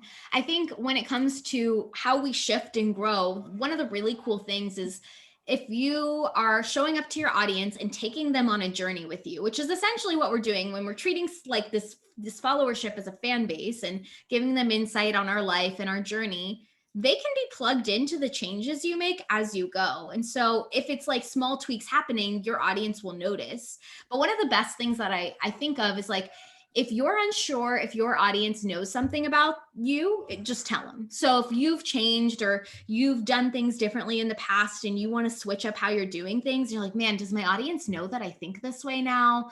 Do my followers understand like these changes I've made? If you're questioning it, just let them know. Just, pop up a post or have a conversation, go live and let them know, hey guys, I know I used to do this one thing this way, but these are the things that have changed in my life. And I wasn't sure if you knew this. You might know this because you've seen me talk about it, but let's get some clarity here so you know exactly who I am and how I represent myself. Love it. Yeah, just kind of that like in the moment transparency about it. Like if you're wondering, do they know this? Okay, well, let me give them the info. Yeah. And it's like open and honest. Yeah. That open and honest communication, like with your fan base. Like, okay, do they want to know? Yes. They want to know everything about you. So just let them know. Love it. So we've got a couple questions popping in here in the chat. From Laura, after you've determined your persona and what you want to share, how do you go from posting nothing on social media, me, I'm so private, to getting to this level? It seems like such a huge leap. Yeah. Oh, this is such a good question. I think like we can take a lot from the previous conversation where making any kind of change in your life can really come from those baby steps. So, I'm not saying you have to go on Instagram today and post a reel and a highlight and a story and go live. Like that can be really overwhelming. I think the first step after you decide all of those things is just one post like, hey guys, this is who I am. This is what I do. This is how I want to serve you now that you're in my community. And it's not just about thinking about your audience as fans, but they're your community. You've built this place where people can connect. And what's really cool is by highlighting your values, you're bringing in people who have the same values and getting to connect not just with you, but that community. So when it comes to like going from 0 to 100, you can start from 0 to 1, which is just one post. Who are you? Why are you here? How do you want to connect the people in your audience together? Mm-hmm. Yeah, it's like, what's the next one post I can do instead of worrying about the next 50? Like, how do I become famous online? Like, that's okay. We don't have to do that right away. One post at a time. That's how it's done. Exactly. Here's another question from Emily. How do you manage people's expectations as you have grown and they may want you to continue with things that don't serve you well? That's such a good question. So expectations, especially like what's interesting is like when you use your Instagram for business, you do build audiences who kind of get used to maybe what you're selling or your style or whatever. But what's really cool is like if you've built your audience based on your values, when you make a shift in what you're doing, what you're selling, what you're presenting, the shift should be easy for them to come along with you. Because again, like the people who are meant to be with you are those people who have the same values, who believe in the same things, who kind of want to see your mission, whatever that mission, that vision is for your life. They want to see it through with you. And so if you let them know, hey guys, I used to do this thing, but now we're moving on. We're doing this other thing. Some people might fade away, but are those people the real fans that we need there? Probably not. And there will be more fans who are interested in the new things that you're doing. Mm-hmm. Yeah, and it's probably not going to be news to them, really. If you've been like really showing up for people, they're going to see this transition along with you. And so Yeah. it's not going to, it's often not the case where it's like suddenly like this whole new thing where people are like, where is this coming from? Yeah. Because they're seeing you along the way. Totally. Yeah. Yeah. Love it. Let me check Facebook here. I don't want to miss any questions. Cool. I've got another question for you here. Like from your perspective, like what changed for you when you started to approach your social media in this way, like gaining a fan base versus followers and the micro celebrity approach? What changed for you in your business?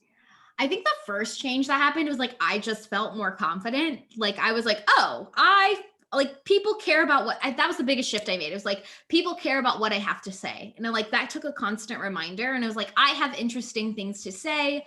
I have interesting opinions. And I think when I made that shift, my audience recognized it too. And you'll hear a lot of people online when it comes to online business talk about build authority. And really, you want your audience to trust you and know you and like you. And it's hard for them to believe you to be the expert that you are if you're like hiding away and if you don't believe that you're an expert. And so I think when I started thinking, okay, people are dying to hear what I'm doing today. They're dying to hear about my next offer. I started to believe it too.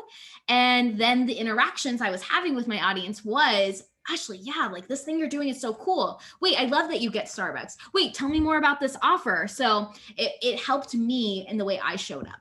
Mm-hmm. Let me double check Facebook again. Okay, cool. So my next curiosity here too is like, how do you recommend people do that like invitation conversion? Like, yes, I'm showing up online, I'm sharing what I'm up to and I'm doing this thing, but how do you actually like turn that into like a conversation like Liv was talking about first thing today, like sales, like get on a call with me and let's talk about working together. How do you make that like bridge? Yeah. So the micro celebrity thing like establishes your status among your fan base.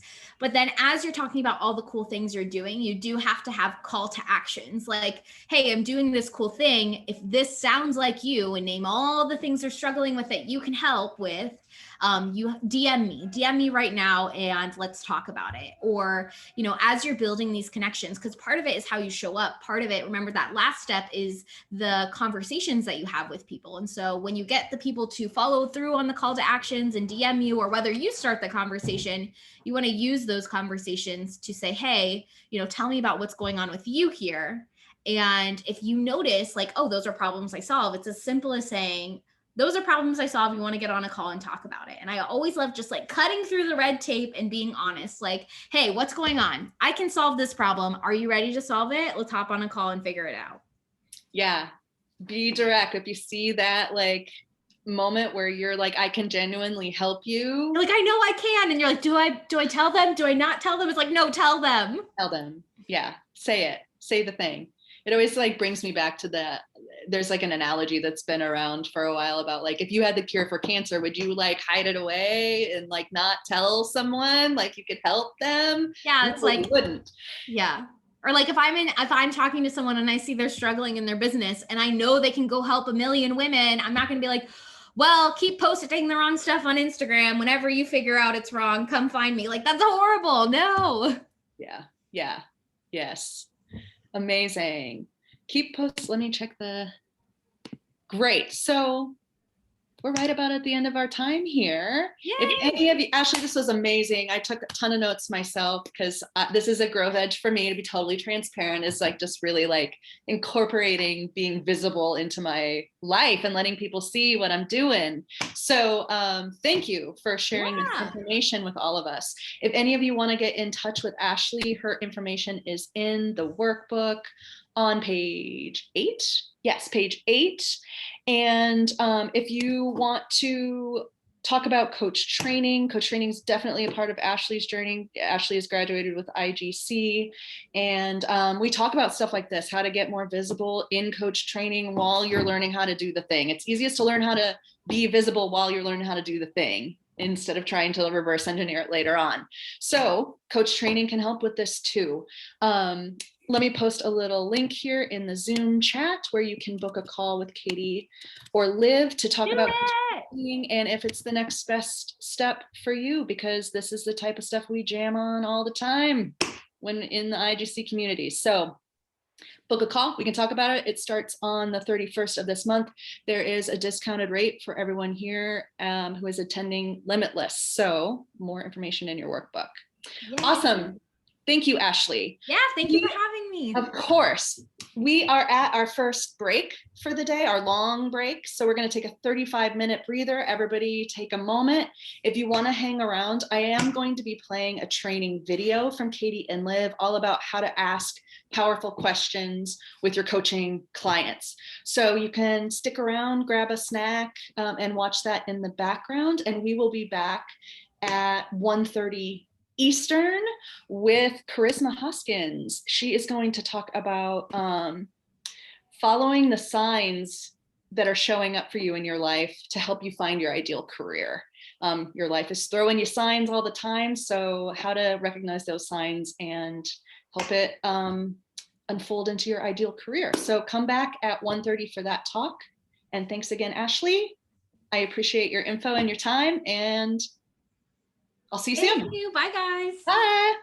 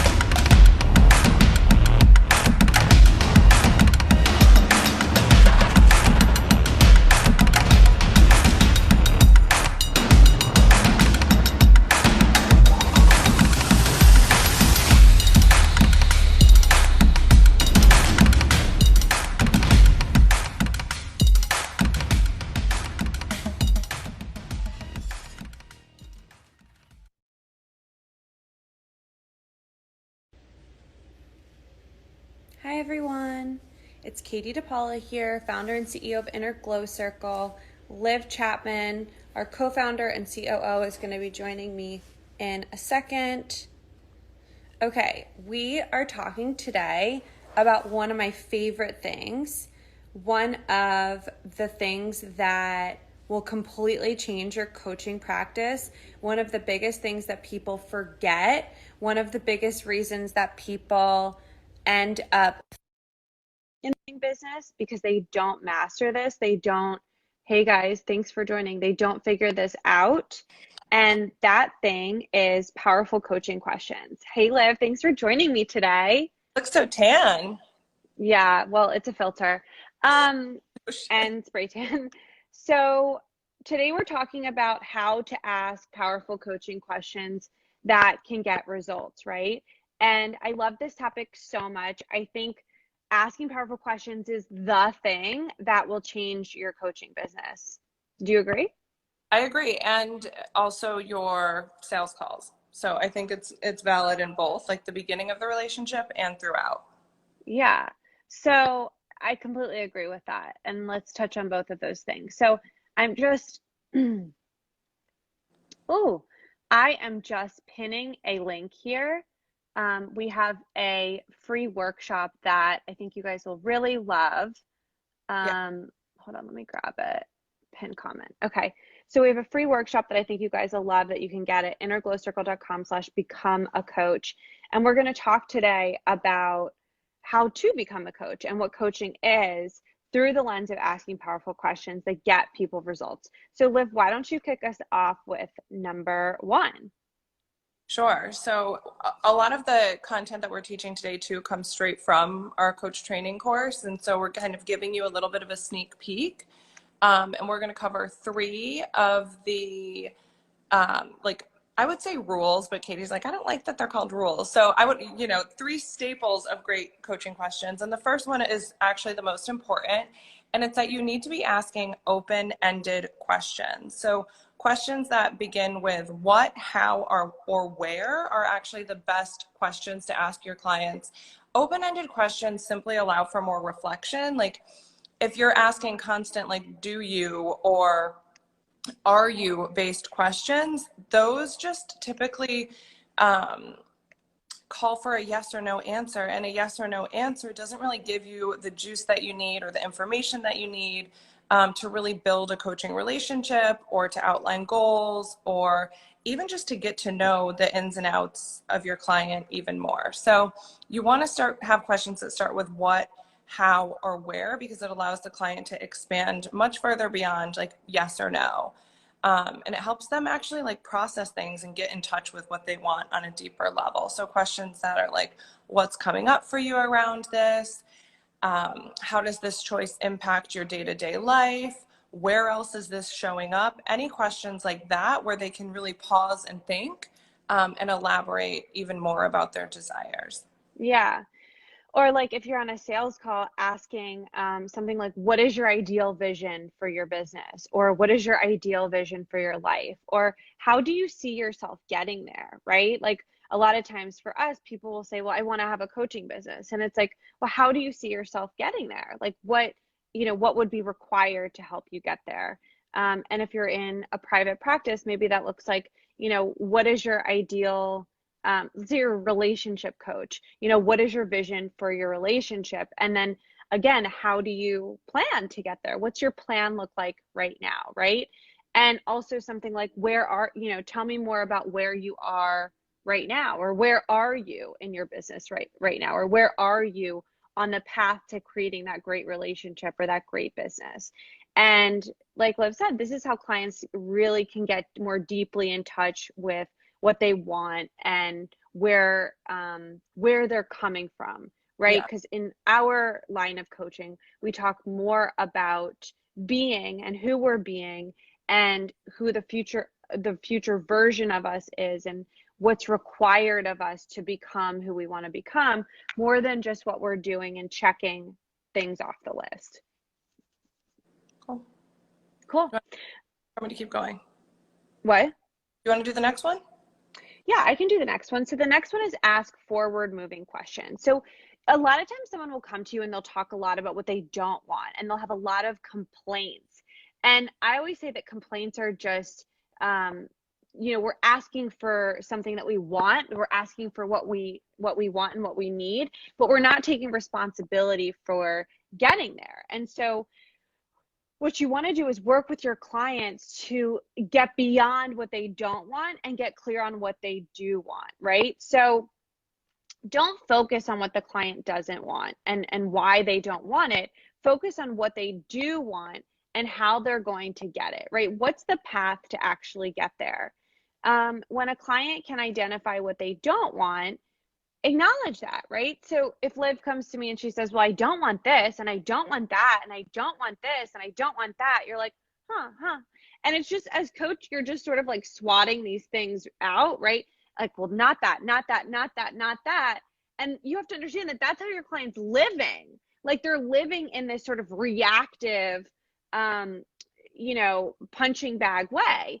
And this is how most people are living. Like, most people, if you ask them what they want, they're going to tell you what they don't want first. And so as coach, part of your job is to say, like, listen, I'm hearing a lot from you about what you don't want. Can I ask you, what do you want? What do you actually want? And honestly, like, that sort of, call out, like calling them into their next level of being clear and being responsible for what they want, so that they're not just letting life happen to them. They're taking responsibility and they're getting involved and they're getting engaged with their life, and they're not just being avoidant, is going to start to shift the meter of how they're operating. So, say something like, I hear you that you don't want to stay in your current job and that you don't want a boss like the boss you want now, but what do you know that you want, right? Like, what do you know that you want next? Or what do you want in a future job? Or what are some qualities you want in that future boss?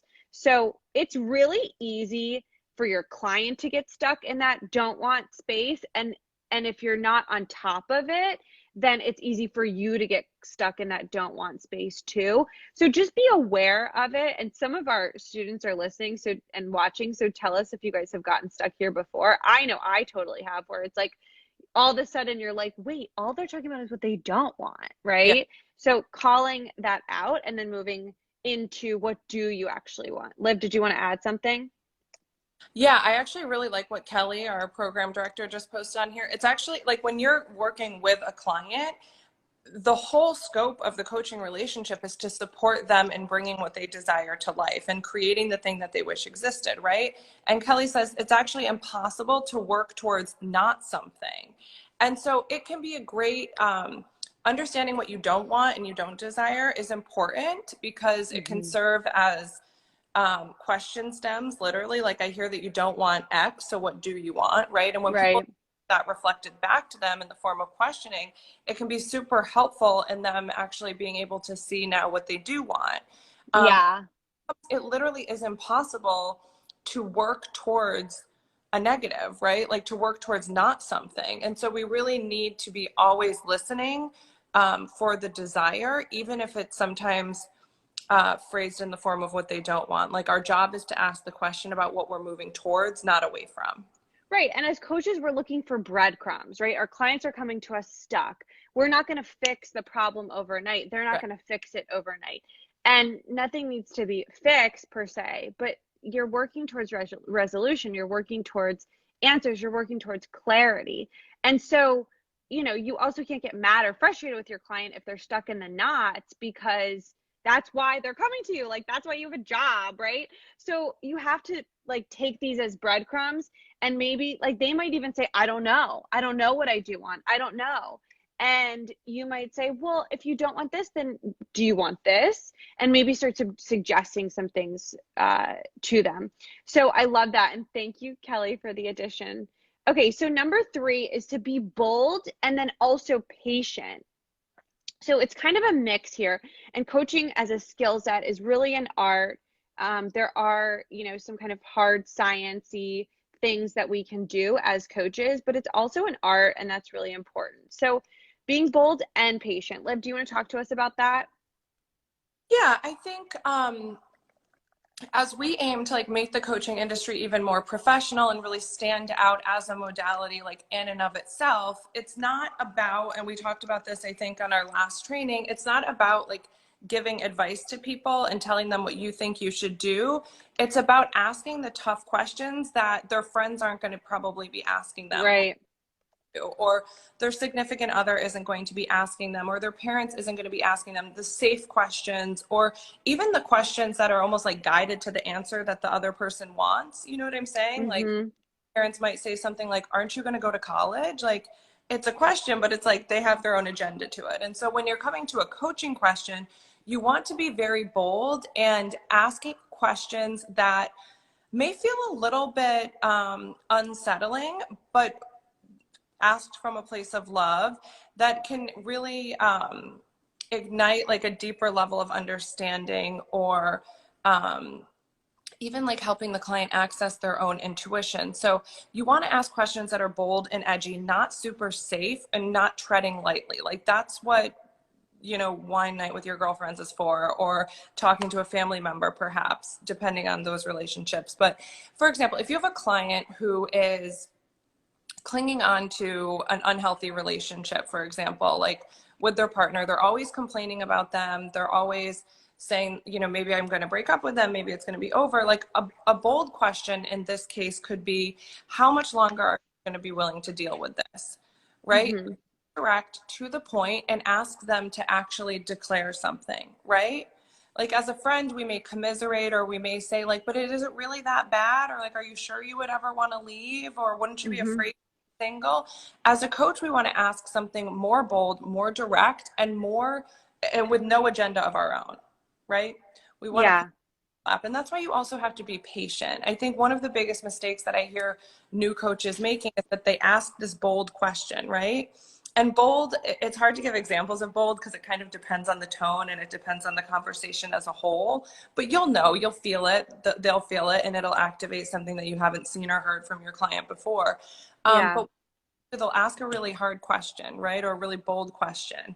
I'm trying to think of one that you've asked me before, Katie. I mean, I have an example, like just to kind of distinguish our coaching method. So a friend of mine last night who is a coach, but didn't go through, you know, we're trained in different methods. She came to me last night and asked me, like, do you think this is a good price for this? And like, our instinct as humans is to say yes or no, or like to just answer the question, right? But I said to her, because I'm a coach and that's my job just as a person, right? And she's also a coach, so like I'm staying in the lingo of this space. I said, may I ask you, what had you ask me about the price? Like, what's having you come to me asking about the price, right? Because the when a client comes to you and they're like, do you think this looks good? It can sometimes be frustrating for you and the client, but like your job isn't to just say, yes, I think it looks good. Your job is to say, well, what's having you ask me whether or not it looks good? Do you think it looks good? Right? And there are times where you can put on your consulting hat and just answer the question directly from your opinion, but you got to be clear about that. Like, our job as coaches is not to just give our opinions. Right. And that's why I said at the very, very beginning that people are overworking themselves as coaches because they're trying to give people advice all the time. And that's exhausting. And it's also not your job, because what you think is good, or what you think is a good price, or what you think is a good website isn't necessarily what that person or that person's clientele thinks. And so It's important to ask them and get deeper and say, well, I'm just curious, what's having you ask me about the pricing? What are your thoughts on the pricing? Exactly. And the whole point of a coaching relationship is to hold your client as the expert, right? Right. So often the bold thing is that you're giving the autonomy back to them. Like, what not choosing here? What has you coming to me for something that I actually believe that you're strong enough to answer yourself, right? And not in a judgmental way, like just saying, like, you know, I'm just curious, like, what's having you come to me around this, right? And I think I skipped the point I was trying to make before because of going back to the example. But the other thing is when you do ask a really bold question, often coaches will then try to like backtrack and be like, or you like then offer like an either or question, or say, but you don't have to answer that right now, or like you could, but what you really want to do is just ask the bold question and let it sit for a few moments, right? You have to be patient and you have to let them think and literally process what's going on for them, and don't be afraid of the awkward silence. And that's what we really mean by like be bold and then be patient. Yeah. It's important to ask those questions that no one else is asking them. And Katie and I tell the story all of the time. When I was working with Katie almost 7 years ago, 100 years ago. 100 years ago, like, what do you actually want? Because when she first Right. wanted, I said, well, my parents think I should do this, my boyfriend thinks I should do this. And she was like, what does Olivia actually want? And I just remember there's nothing super fancy about that question, but the way that she asked it and the directness of it was so bold, and it really had, I must have paused for 5 minutes before I answered. But you gave Right. me that. I needed that space because no one had ever asked me that before. Right. And the magic of that, so just to kind of summarize, so those of you who don't know, I was Liv's first coach back in the day, and she was one of my very first clients. And so I was a brand new coach. I was literally like following, the list of powerful questions that I had written out for myself during training that now we give to our students, and I just asked her one day because she talked a lot about what other people thought she should do. And I remember just being like, I feel like we need, like, I feel like she's sort of taking me to all these places that like aren't her. And I was like, well, what, I like very innocently was like, but what do you want? And it just blew her mind because her whole world was wrapped up in boyfriend, parents, siblings, friends, what everybody else like, and she just hadn't even thought like, what do I actually want? And no one had asked it to her, and she hadn't asked it of herself.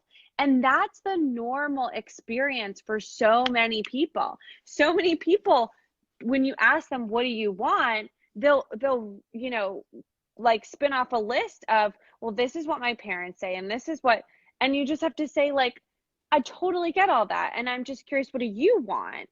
Mm-hmm. And so what Liv's talking about is silence is a skill in the coaching context, not when it comes to social issues, but when it comes to a coaching call.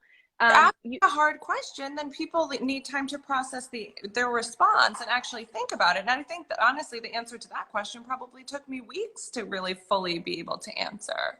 I mean, we had some of the clues. Well, we had to eventually ban I don't know from our coaching calls because you would say I don't know so often. And I said, you're not allowed to say that anymore. Class. What?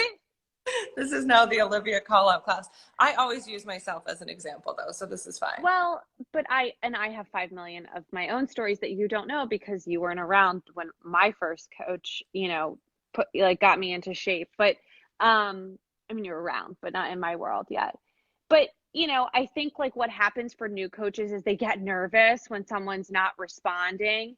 And like that silence is so beautiful. And that can be where like most of the transformation takes place. And so you have to trust the silence of when you ask a powerful question and the client is trying to process it and they don't know yet. That's okay. Like that actually means you've asked the best freaking question you could have asked. Yeah. Okay. Any other thoughts, Liv, on powerful questions? I know you've got a lot of thoughts, but for today. No, I think we've covered everything for this little mini training. And I think if people want more, they should watch the free workshop on becoming a coach and just DM Inner Glow Circle or me if you have questions. Yeah. So we have this really, really amazing in-depth workshop that I would go ahead and grab. Jen says silence was definitely awkward for me at first. It's so awkward. We want to fill the silence, but it's a skill. So we have this really beautiful workshop called How to Become a Certified Coach. It's super in-depth. It's really walks you through the coaching industry, what's happening in it right now, whether or not becoming a coach is right for you, how to know whether or not it's right for you. It's very informative. You'll want to get like a pen and paper. But first thing is go ahead and grab the workshop, get access to it, innerglowcircle.com/become a coach. And yeah, thank you so much for joining us today. Thanks, Liv, for joining me for how to ask powerful coaching questions. Totally. Till next time. Go use the open questions and get your clients' results and come back and tell us how it goes. Thank you, guys. Bye.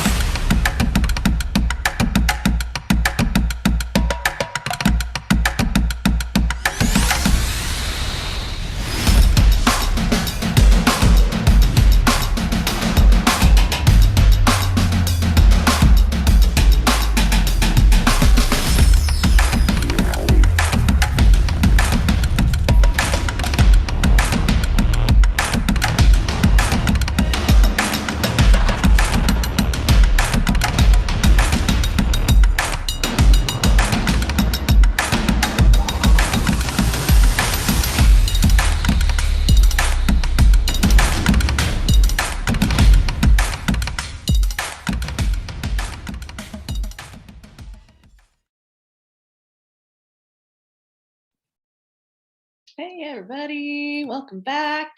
I hope you stuck around for our little training video there from Katie and Liv about asking powerful questions. As you can see, Charisma is here with us. She is an intuitive mindset coach, and she is going to be talking to you all about following the signs that your life is showing you, so you can like find your ideal career. Juicy stuff. So I'm going to hand the mic over to you, Charisma. Okay. Take it away. All right. Hello, everyone. As Kelly said, I am Charisma Dakara, an intuitive mindset coach, a recent or graduate of IGC's coach training program, and soon to be graduate of their Leaders Rising program.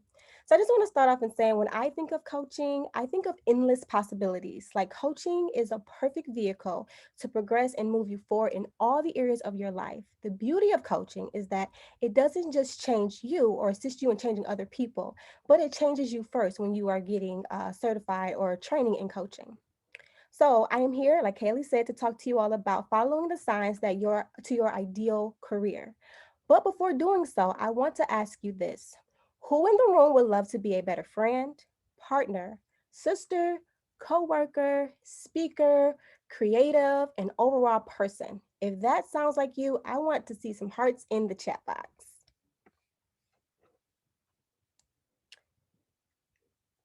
Place those hearts in the chat box if that sounds like you. Yes. Okay, I see a couple coming through. All right. So coaching is a key to unlocking the beautiful connection with yourself, and that ultimately creates a beautiful domino effect in all the areas of your life. So that was at least my experience. So as promised, I'll get to my journey. So how did my journey start? I would say this: my life was talking to me, but I was slow to listening. I was in my last year of graduate school when I looked around and saw that no one in the field that I was soon to embark on was happy with their jobs. They were burned out and often complained about their workload. So naturally, I became nervous because I didn't want to end up like any of them. It was a time in my life that I started to like explore spirituality, started to really try to get to understand myself and become more in tune with like what I wanted. Part of that, my soul told me that I wanted to help people, but I didn't know how to do that. And I was certain that I didn't really want to go the traditional social work route. So my next question was, well, Charisma, what do you want to do?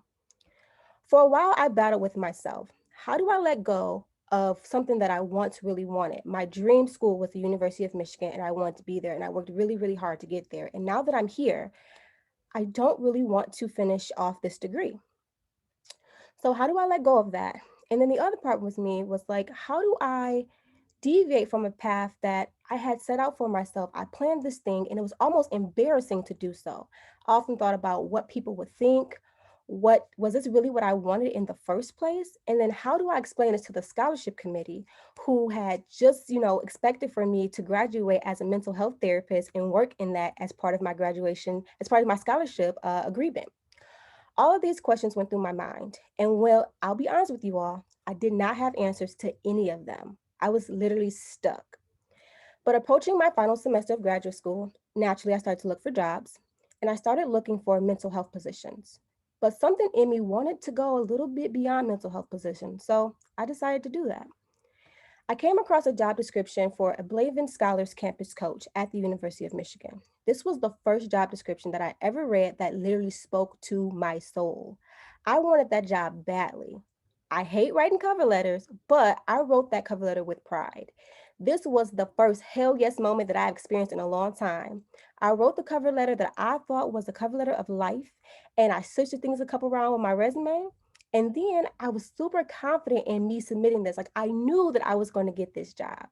I submitted my application with a smile and was ready to wait for my call. And what do you know? I did not get that job. So naturally, I went through like an array of emotions. However, that job description changed my entire life.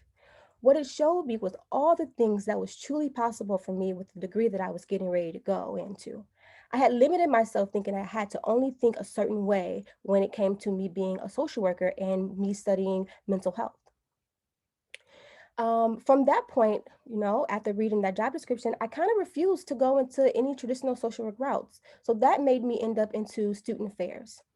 In my position in student affairs, I served as a community director and I managed 10 RAs. And my personal mission in this position was to make sure that my students had a clear sense of who they were and what they wanted before graduating. So I didn't want them to end up like me, going through what I thought I went through was the motions, and then ending up at an ending point and realizing, is this really what I want to do with myself? So during my time with my students, I spent time helping them get clarity on like what they wanted, developing an intentional plan with hell yes action steps to get them there. I wanted my students to graduate and enter into a job or a next phase of life that truly ignited their soul. I wanted them to wake up to a life that they absolutely loved. So in one session that I was having with my students in a group, we explored what IGC will call your greatest level of want, which is glow. I asked each student to explore what they would do if they knew they wouldn't fail. So all my students replied and said all the things, but I wasn't ready for the next question that was coming my way. I was so used to asking all the questions that when a student asked me, Miss Charisma, what do you want to do with your life? I was stuck. I sat for a moment and I thought to myself, well, what do you want to do? What have you always wanted to do? And I knew to be true, what I wanted to do was truly help people live lives that they absolutely loved. But when I thought social work was that route and it wasn't, I didn't know where else to go to do that. So he said, oh, something like a life coach. In the moment, I'll be honest, I was not truly clear on what a life coach actually did, but I played it real cool. Yeah, something like a life coach, I told him. So I went home, hit Google real quick. What is life coaches? Top life coaches in the world, and just started exploring life coaching. And I'm not gonna lie to you guys, I was a bit discouraged when I looked up life coaches and I didn't see anyone who looked like me. I said to myself, this is not for me. There's no one even on this like, Google web that looks like me. So I kind of put it, in the back of my mind. And other part of me said, I'm 25. No one's going to want to listen to what I have to say. And given my background and my life's not perfect, this is not for me. But fast forward 2.5 years later, I had given birth to my son. And there I was questioning life.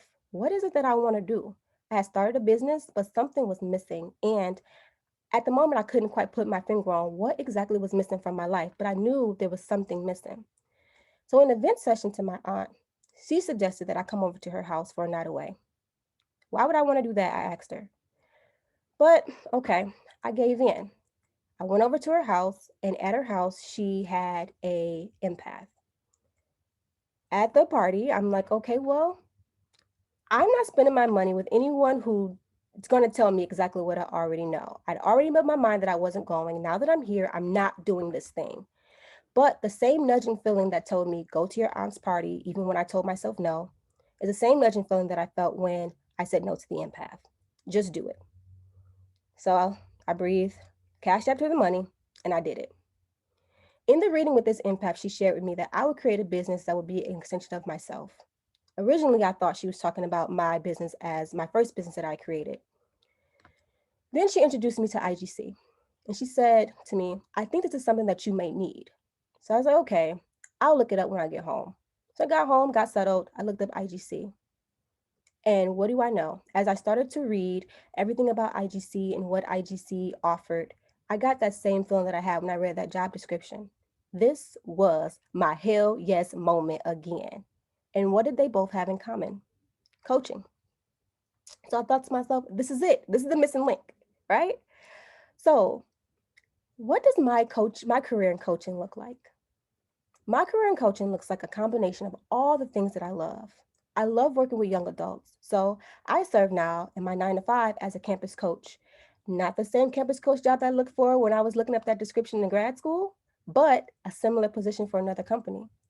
I also love facilitation, so I serve as a student trainer with IGC. I have a love for track, and I've always loved sports, and I love the mental aspect of sports, so I serve also as an empowerment coach for girls track team at a local high school in Detroit. And then I also serve as a mastermind facilitator for IGC and also for my own coach. My business is also a part of my coaching journey, and my business, Charismatic Coaching, is an extension of myself, which is what the empath originally told me. In my business is where I assist my clients in getting clear on what they want by mapping out an intentional plan and a hell yes action steps to help them get there. And where did that come from? That came from my work as a community director, just really trying to make sure my students were clear on what they wanted before they left school. So what did I do? I was willing to honor my feelings, even when they did not always make sense to me. I was willing to let go of what I thought I should be doing and walk the path that my soul was calling me toward. I was willing to see the signs in all the things that was around me. But most importantly, I started to listen and I started to draw the connections. Where did my life connect with the things that I loved? What did I really want to do? What did I learn was the most important thing? In the great words of Maya Angelou, I've learned that whenever I decide something with an open heart, I usually make the right decision. So with that being said, what is your heart calling you to do? What ways is your heart talking to you or your soul talking to you? And are you listening? How might you take action to help yourself move forward? I thank you all for your time. And I just want to say that listen to your life. You need to honor the call and be okay with what it looks like. Be open. My coaching journey does not look like what I thought it would look like when I originally started. And at first, it was frustrating. But as I surrendered and as I answered the call and saying yes, I realized this was a combination of all the things that I love, and I wouldn't imagine it or picture it any different. I'm also happy that things didn't work out the way that I thought that they would, because it allowed for me to explore. And some people always ask me, are you okay with letting go of your social work career? And how do you feel about spending all that money on all those loans and then going into something else? And here's what I have to say to that. My career as a social worker, or my journey to becoming a social worker, is what got me to where I am right now. It was the connections and the people that I made, or the connections with people that I met there, that helped me understand myself and got me on my spiritual journey, which also made me question, what do I really want? So if it wasn't for me taking that route, I don't think that I would have arrived where I am as fast. So no matter what journey you're on, no matter where you've been, if you're called to do something, honor it. Thank you for your time. Yay. Love it. Oh, I love hearing your story, Charisma, and like hearing you just trust what was unfolding before you is like such a good reminder to have that flexibility, like you said, like you're glad it didn't work out the way you thought it was supposed to look, and that can be a hard thing to let go of. So everyone here, start putting your questions in the chat, raise your hand if you're here on Zoom with me. But I do have an initial question for you, Charisma. Like, what do you recommend for somebody who's having a hard time letting go of the way that they pictured it was supposed to look versus like how it's actually unfolding? Great question, Kelly. You always have the best questions. I'll say what I've done. I've asked myself, I can try this my way, and here's where I've gotten. And I can try this a different way, and the possibilities, because I'm going to put a limit on myself, right? So I would say just be open to the possibilities and ask yourself, doing this alone, whether you believe in universe, God, or whatever, if I do this my way, where does this lead me? If I may do this another way where I'm being called to, what happens for me? Because another thing too is we all want to be successful, right? Everyone wants to be successful. But true success comes in doing the thing that truly ignites your soul.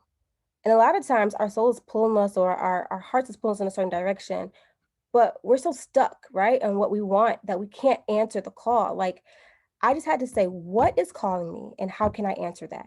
And honestly, answering wasn't my way. It was another way. Mm-hmm. Yeah. That answers your question. Yeah, I hear so much just trust in that statement of like being open to doing things a different way. It takes a lot of trust. When I hear you say that, I'm like, it brings me back to that word.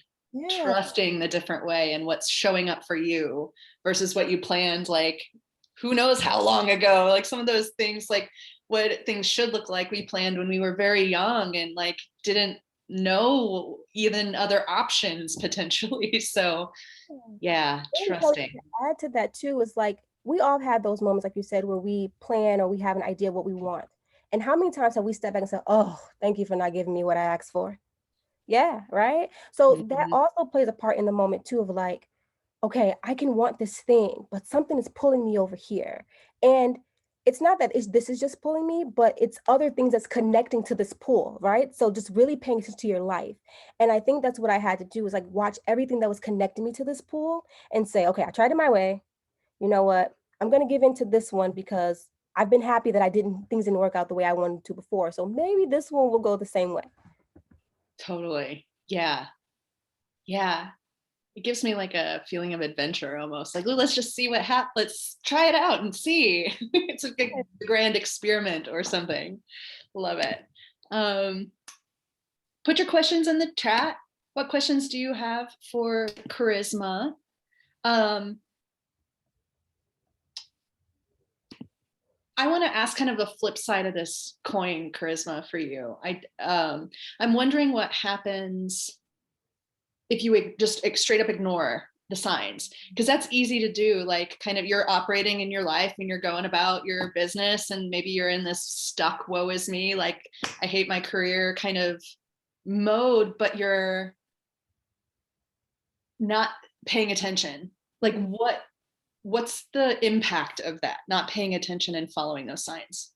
You said it already, Kelly. The impact is, whoa, it's me. It's actually my life, right? It's you're waking up to something that you don't love. And but you're even when you ignore it, it's still coming, it's still happening, right? So we ignore it, but that feeling is still there. And so we're just gonna keep ignoring it. And I feel like there was someone who asked a question, like at the end of your life, what do you want to say that you've done? What do you want to be known for? And some of those questions kind of like sparks you to want to live, right? And want to explore more. And I think that when we ignore, we settle for a life that we don't want.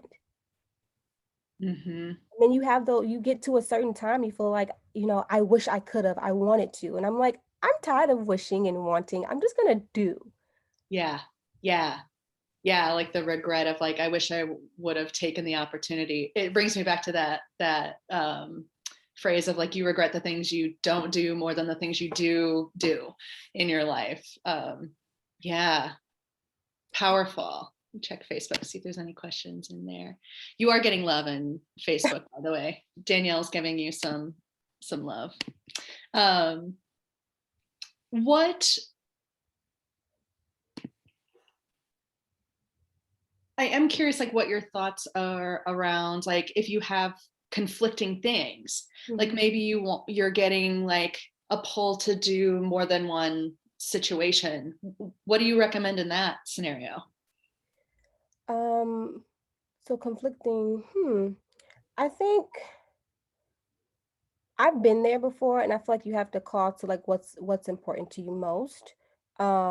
Because like I still get people who call me and like, hey, can you be a therapist, or will you do this thing, right? Because I still have that. So, I'm a limited license, but people are always asking, people are sending jobs my way. And when I was desperate and I needed a new job, it was like, oh, can I do this? But my soul wasn't there. My heart's not really in that space. And I had to be honest with that. And I feel like even when we're in a conflicting, at an odds with something, we're always veering towards one thing more, right? And so, what are you really veering towards, and what do you really want to do? It's like the question that you ask yourself to really understand that, because like we can do whatever, but am I really going to be happy in this space? Ultimately, regardless of like everything, I want to be happy in what I do, and I don't want to take someone else's spot in doing something just because I can feel it. Mm-hmm. Mm-hmm. Mm. I like that reflection. Like, don't fill it just because you can't. Like, just because I can doesn't mean I should, right? Yeah. There's a question here. Yeah. What if you follow your heart, yet you are afraid that your head might be right? Conflict between the head and the heart. Oh yeah, that's a juicy That's one. always the thing, right? Yeah. So I believe that we don't make bad decisions. Like I believe that you can make a decision, whether if you follow your heart and your heart was wrong, then you can make a new decision. Right. And it might look different. You just have to be okay with the decision that you're making, because if you don't make either decision, you won't know which one is right. Right. But if you make a decision towards your heart and you realize it was wrong, well, at least now you know. And then you can go the path that your head goes. So instead of like saying like, you know, which one should I go to? I get to choose which one that I get to go to. And then if that's not the right one, I get to choose again the other direction. Mm-hmm. Just Yeah. be open to that though. Yeah. It's making me just like it's painting a picture for me of like, I'm not making my decisions, like chiseling it in stone. Like it's never, it's malleable. You can change your mind down the road, or your heart, whichever one. Heart, mind, you can shift it. Yeah. It doesn't always feel pretty though. And sometimes you feel like, oh, I should have went the other way, but that's also part of life. Yeah. But again, it's funny because I'm reflecting on what you were saying about like, I'm glad certain things didn't work out the way that I thought I wanted them to. And it's one of those cases too, where sometimes like that, like wrong decision, bad decision, I wish I would have chosen differently. Who knows? That might have been even worse. You know what I mean? That might have been like a situation that you're like, oh gosh, like hell no, versus like over here, this has actually like moved me to a better place. You know, you never know what the other side of that coin really was. Yeah. And I think it was about, what did you learn when you did make that decision, right? Because Mm-hmm. you can stay stuck, but people stay stuck all the time. They don't do anything. But the fact that you moved and you made a decision, okay, maybe it wasn't the right thing, but what did you learn in the process? Mm-hmm. And how can you help that propel you forward for whatever else you're going to get ready to do? Yeah. Yeah. I love this. You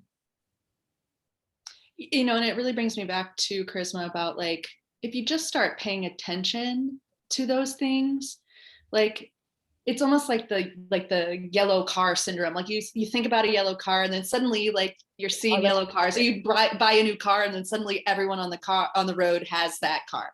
It's kind of like that, like where your attention goes. Sometimes you just start to notice more things. And when you start paying attention to those signs or those nudges or those feelings, or the like literally like ads for job descriptions like showing up for you, pretty soon like it accumulates and you can't ignore it anymore. Like it's like all the signs put together are bigger than like the doubts I might have about something, or like it's so strong or loud that like I can't ignore it anymore.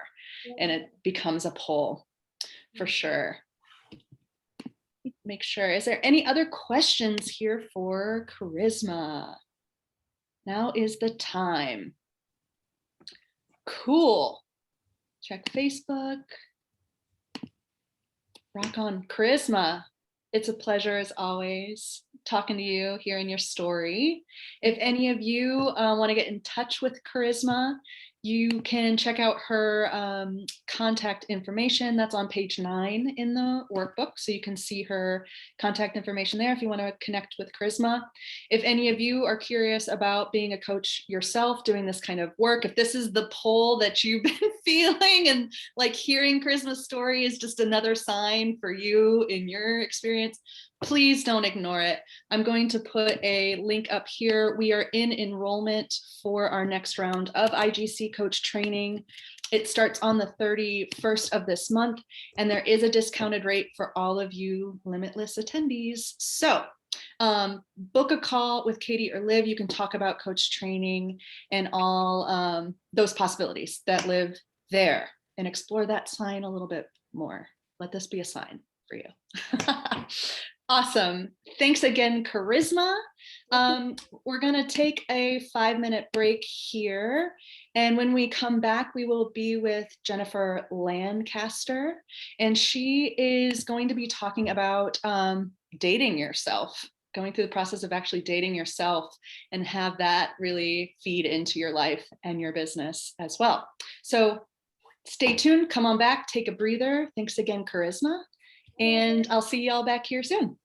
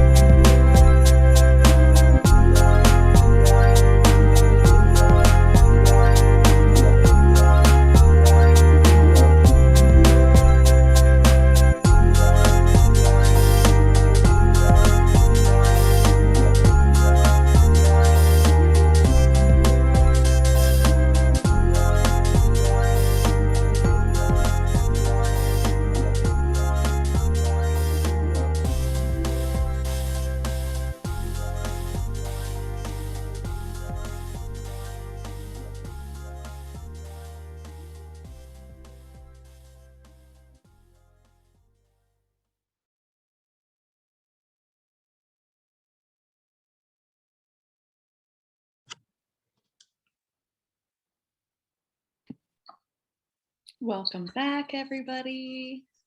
We're about midday through Limitless. I hope you're having a great day and looking forward to all the talks this afternoon. And next up, we have Jennifer Lancaster here with us. Jennifer is a certified life coach and an angel card reader, and she is going to talk to us about dating yourself and letting yourself really drown in the self-love. So I'm going to hand the mic over to you, Jen. Take it away. Of course. Thank you. Hi, everyone. Thank you so much for being here. I just want to welcome all of you and thank you for your time. And I'm so honored to be able to speak at this event. Limitless and self-love. Self-love is like so my thing. So first, I'd love for you guys to just put in the comments, like, what does self-love even mean to you? And then I'm going to get into what self-love means to me. So self-love to me is way more than a pedicure. It's way more than a manicure. While those things are nice, that's more like self-care. Self-love to me is taking a stand and demanding better than the situations that are killing you inside. That's what self-love means to me. And it's the journey that I've been on for about 20 years. And it just keeps getting deeper and more intimate.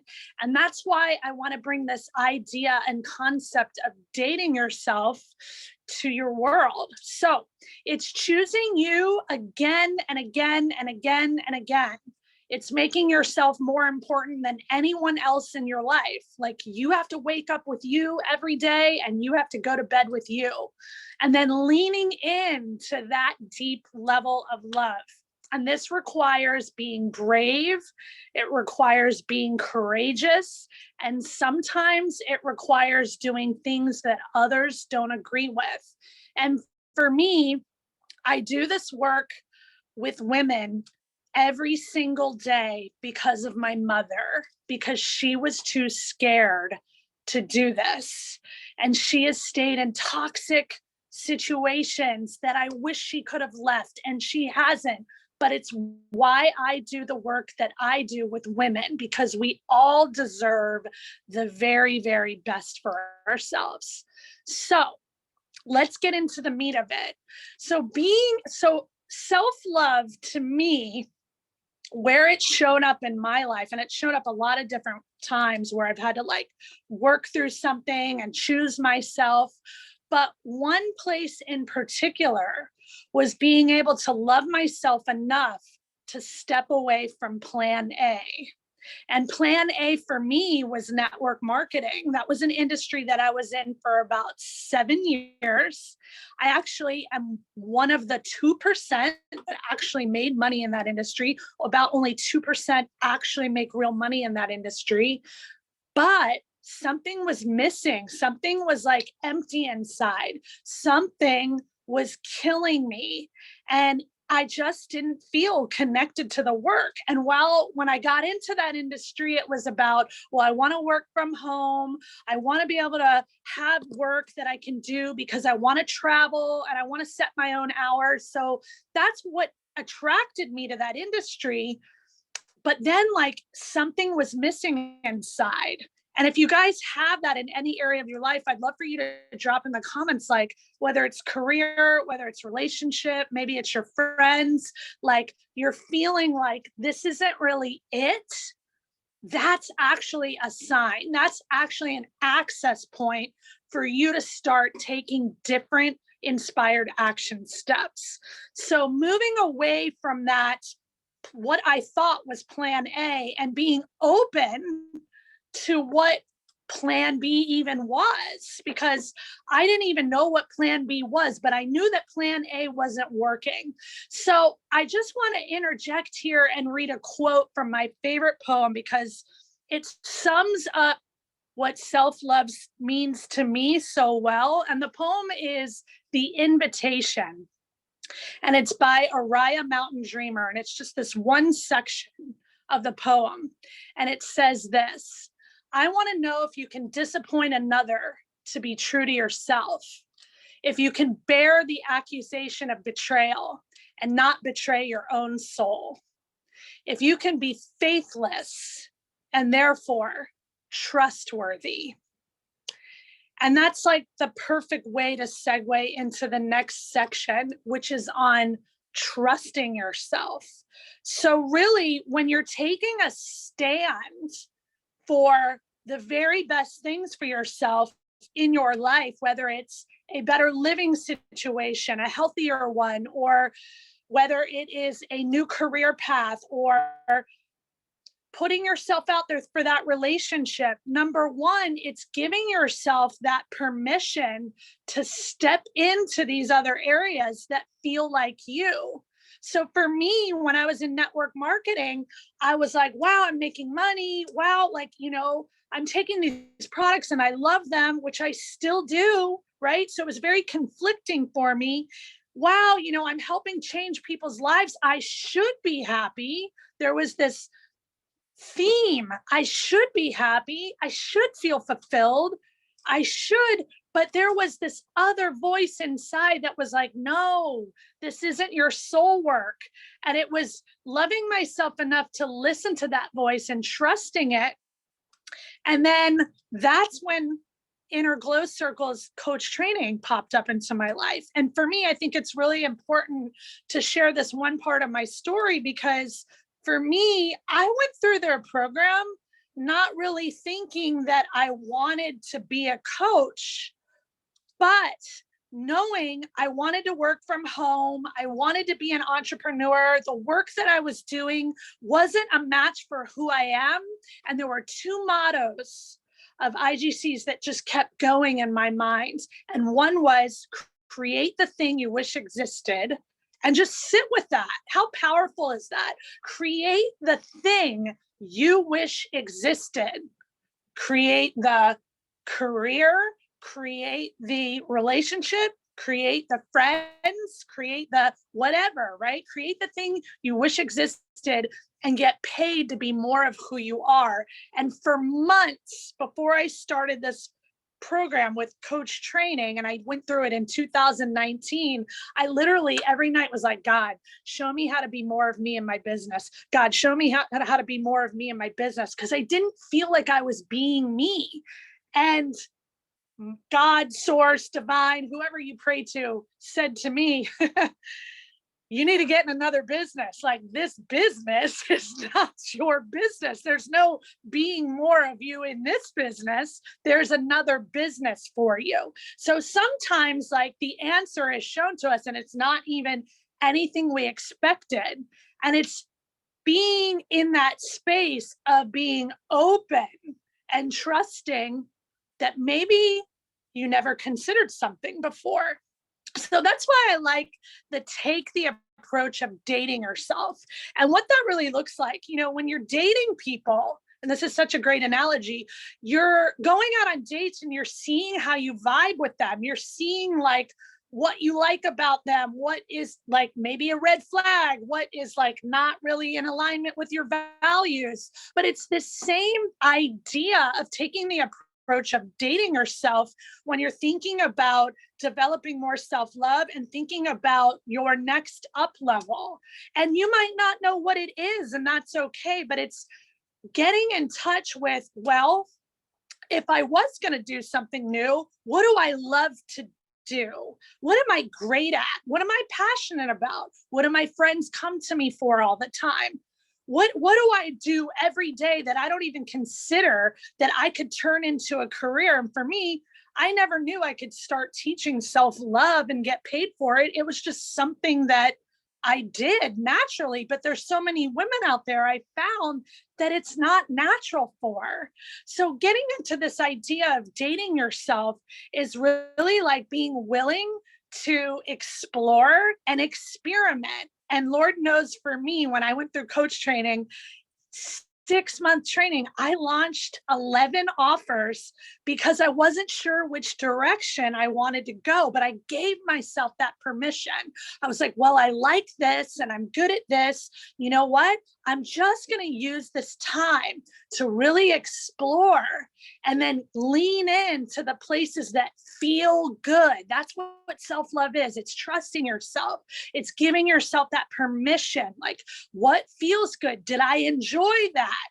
Was it fun to teach that to the women? Is that something I'd want to be doing more of? Did the women respond to that? And you're collecting this. It's like this dating yourself process, and it's all about exploring and experimenting. So then we have the 4 questions or the 5 questions that are in the workbook. And the way you can really break this process down is, first, what are the things you love to do? And don't leave anything off the list because you have this voice like that says, oh, I don't think I could ever get paid for doing that. Like, leave money off the table right now, right? Because when you're in the exploratory phase, it's not about like, you're not putting those limits on yourself. It's what are the things you love to do? And you put that, right? Feel into those questions, right? What do you love to do? What are the things you used to do but no longer do? So for me, when I stepped away from network marketing, my big reason was I majored in art and I love to create. I'm just a very creative person, and I wasn't fulfilling that need in me. I wasn't creating. My creativity I put on the back shelf and I wasn't using it, and it was making me die inside. So what are the things that you used to do but maybe you no longer do? What are some of those things? Something that brought you joy in the past that you've been like, oh, I don't have time for that right now because I'm doing this. Like, what is the thing that you're constantly saying, I don't have time for, but it keeps coming up? And then what's something you've always wanted to do, but haven't? Because many times when we let ourselves go there, right? When we fully like take that next inspired action step, maybe it's a class you wanted to take, like writing. I wanted to start a blog and I finally pulled the trigger and got a writing coach and started blogging. And that has opened up so many doors for me. Just putting that action step into, I've wanted to write. What's the next thing? Okay, I'm going to start blogging. Now writing is really a part of my life and it's really a part of my coaching practice, but I didn't know that without taking that action step towards the thing that was calling me that I always wanted to do. And then what's the first inspired action step that comes to mind and how can you act on it? So I'm going to use the writing again. Writing, I had all these like short stories written like on my computer or in my journal for years. And the first action step was finding a platform that I could write on. And I did. I found Medium. Medium is great for if you're just getting into blogging. And it was like the first action step. And now I found other publications that I didn't even know about before I took that first step. And now I'm getting paid for my writing actually too. So this is where it starts: exploring, experimenting, leaning in. How does it feel? How do I vibe with this? What's the next step for me? And then in the process, how can I nurture myself more is a question that I ask all the time, because let's face it, when we're starting something new, even if it's something that we've like had this idea that we wanted to do, those feelings of feeling like, oh, I'm not very good at this. Oh my gosh, I don't know. What am I thinking? This is where I always come back to that question and anchor it in even more deeply. How can I nurture myself more? Oh my gosh, I'm being kind of hard on myself. How can I nurture myself more? How can I give to myself more? That's like the mega self-love question that you can ask yourself.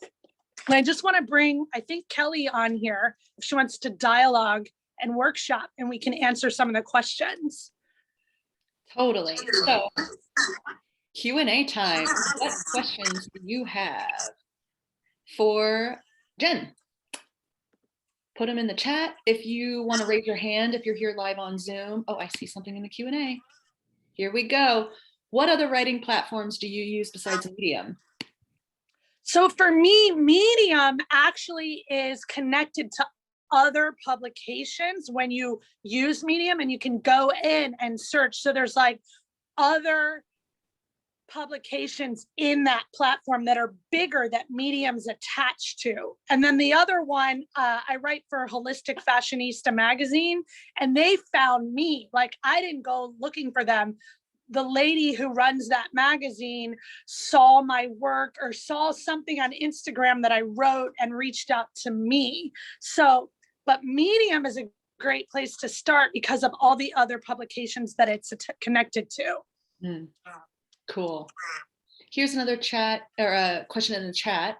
How do you narrow your list of things you're interested in? You don't. So if you think of it as like, for me, I didn't limit it. What I did was think of like a funnel, right? So it's a process, this exploring and experimenting, where at the top of the funnel, it's a wide cup. There's a lot. And then as you get out there and you're doing them, you're going to gain information, each thing you're doing, like, how did that feel? Did I like it as much as the other thing? And then you can start by process of elimination, and you move down the funnel. And when you're at the bottom, you don't have all these things anymore because you're leaning in and you're understanding and trusting which one or two or three, never do more than three is my rule. You can combine the three, which ones feel the best. Mm-hmm. Yeah, it's kind of like the things that have less interest will kind of weed themselves out. Yeah. Cool. Let me check Facebook. Everybody put questions for Jen in the chat. Raise your hand if you're on Zoom. I have a question for you, Jen. Sure. How has your relationship with this changed over time? With self-love? Yeah. In general? Yeah. It deepens. It definitely deepens. And it's funny that you asked that, because like 4 years ago, I thought I was like really great at self-love. But when I look back, I'm like, I barely love myself compared to how I do now. Like, it just deepens. It's just like this. It just keeps getting deeper. And it's a beautiful journey, because as it deepens, it's like, wow, I didn't know it could be this deep and this loving for me. Yeah. I mean, it sounds like you're describing a relationship, which it is. Yeah. We have a raised hand here from the audience. So Karina, I'm going to unmute you and talk away. Let's see if we can hear you. Okay. Can you hear me? Yay. Yes. Okay. Thank you. So my question is, were you, because I'm also have been in multi-level marketing for about 10 years. So, and my question to you is, were you able to keep that business, or did you incorporate it into your new business? Was it like part of what you do, or did you just completely go a different direction? I went a different direction, but I still get paid once a week, because I hit the highest level in the company early on. And I don't right now incorporate it into my business. I have thought of some ways I could bring it back in, but it's not a priority right now. Yeah. Thank you. Yeah. Cool. So we've got another question here in the chat. How do you love your body more when you've never learned to? That's a great question, because I think as women, with everything like magazines and media and all this image, and I came from the personal training world, which was so image driven, and why I kind of like life coaching better. It's, mirror work really helped me. And mirror work for me, it's not looking in the mirror and saying, I love you, right? Because a lot of times when you're doing work around like your body, if you're saying something and you're looking at yourself, sometimes you don't believe it as you're saying it. And then you can go into like shaming of yourself. So one of the affirmations that I love, and I learned from a spiritual teacher, is looking straight into your eyes in the mirror and saying, I can't wait to love you the way that you deserve. is one way with the mirror work. And then also putting your hands on any part of your body that maybe like is challenging for you to love, or you've never learned to love, or you find yourself judging.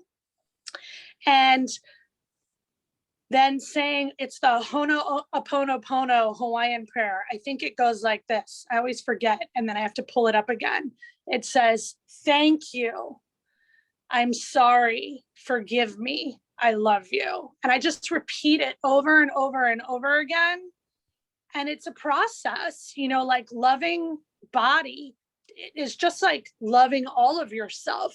It's not something that is going to happen in one day. It's a process, and just doing it over and over and over. But for body, those are the two things that I do. Love those tips. Love it. We have a question through Facebook that I put in the chat. Sure. How did you get out of that 9-to-5 comfort zone? Well, I worked in a restaurant, so I never worked 9 to 5, but you know, I worked in the restaurant business 29 years. So it took a while before I was ready, but I think that when you're ready, you know you're ready. For me, it was this pivotal moment where I was just like, I'm so done with this. Like, I'm done. Line in the sand, I'm done. And I think, you know, when I talk to other people that have had that same experience with whatever job, it's like that same pivotal moment. It's like something has happened either at work, or you just wake up one day and you're like, all right, I'm going to make my exit strategy. And for me, it wasn't like I started doing work online and then I was immediately out of the business.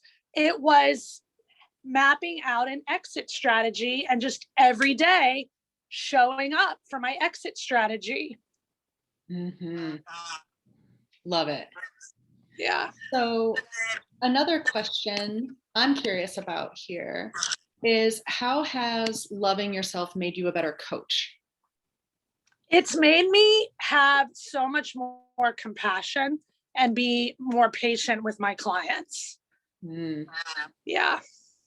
Mm-hmm. All right, everybody, keep putting your questions there. We have just a couple minutes left here with Jen.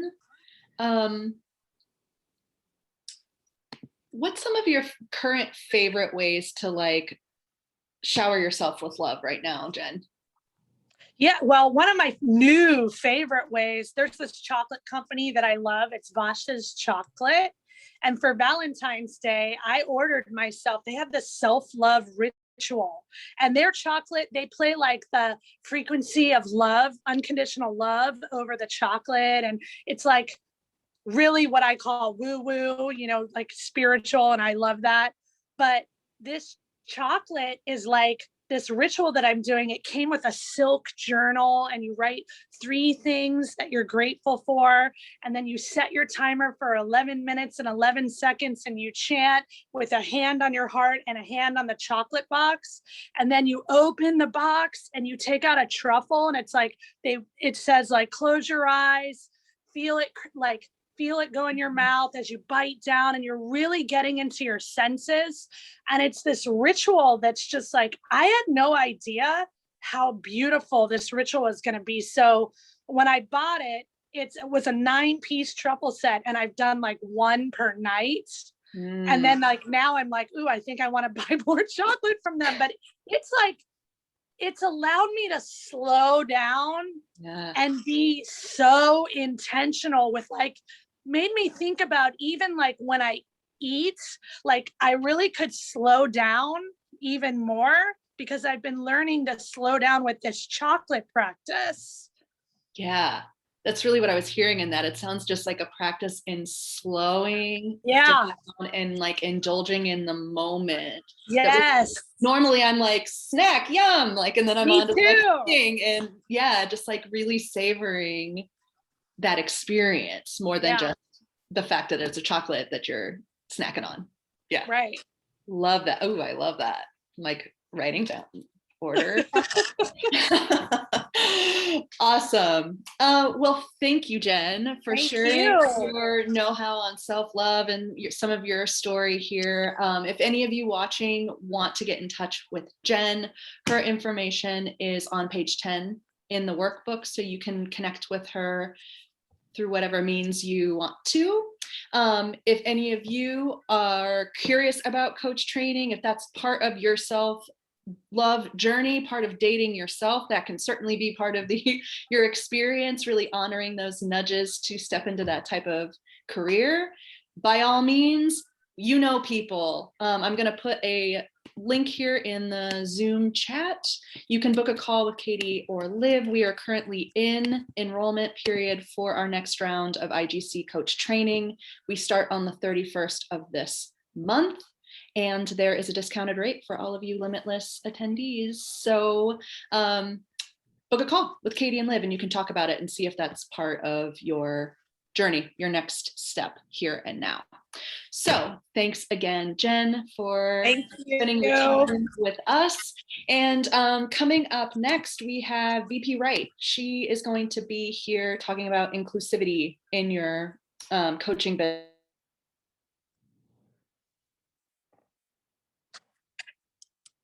business for VP in a little bit.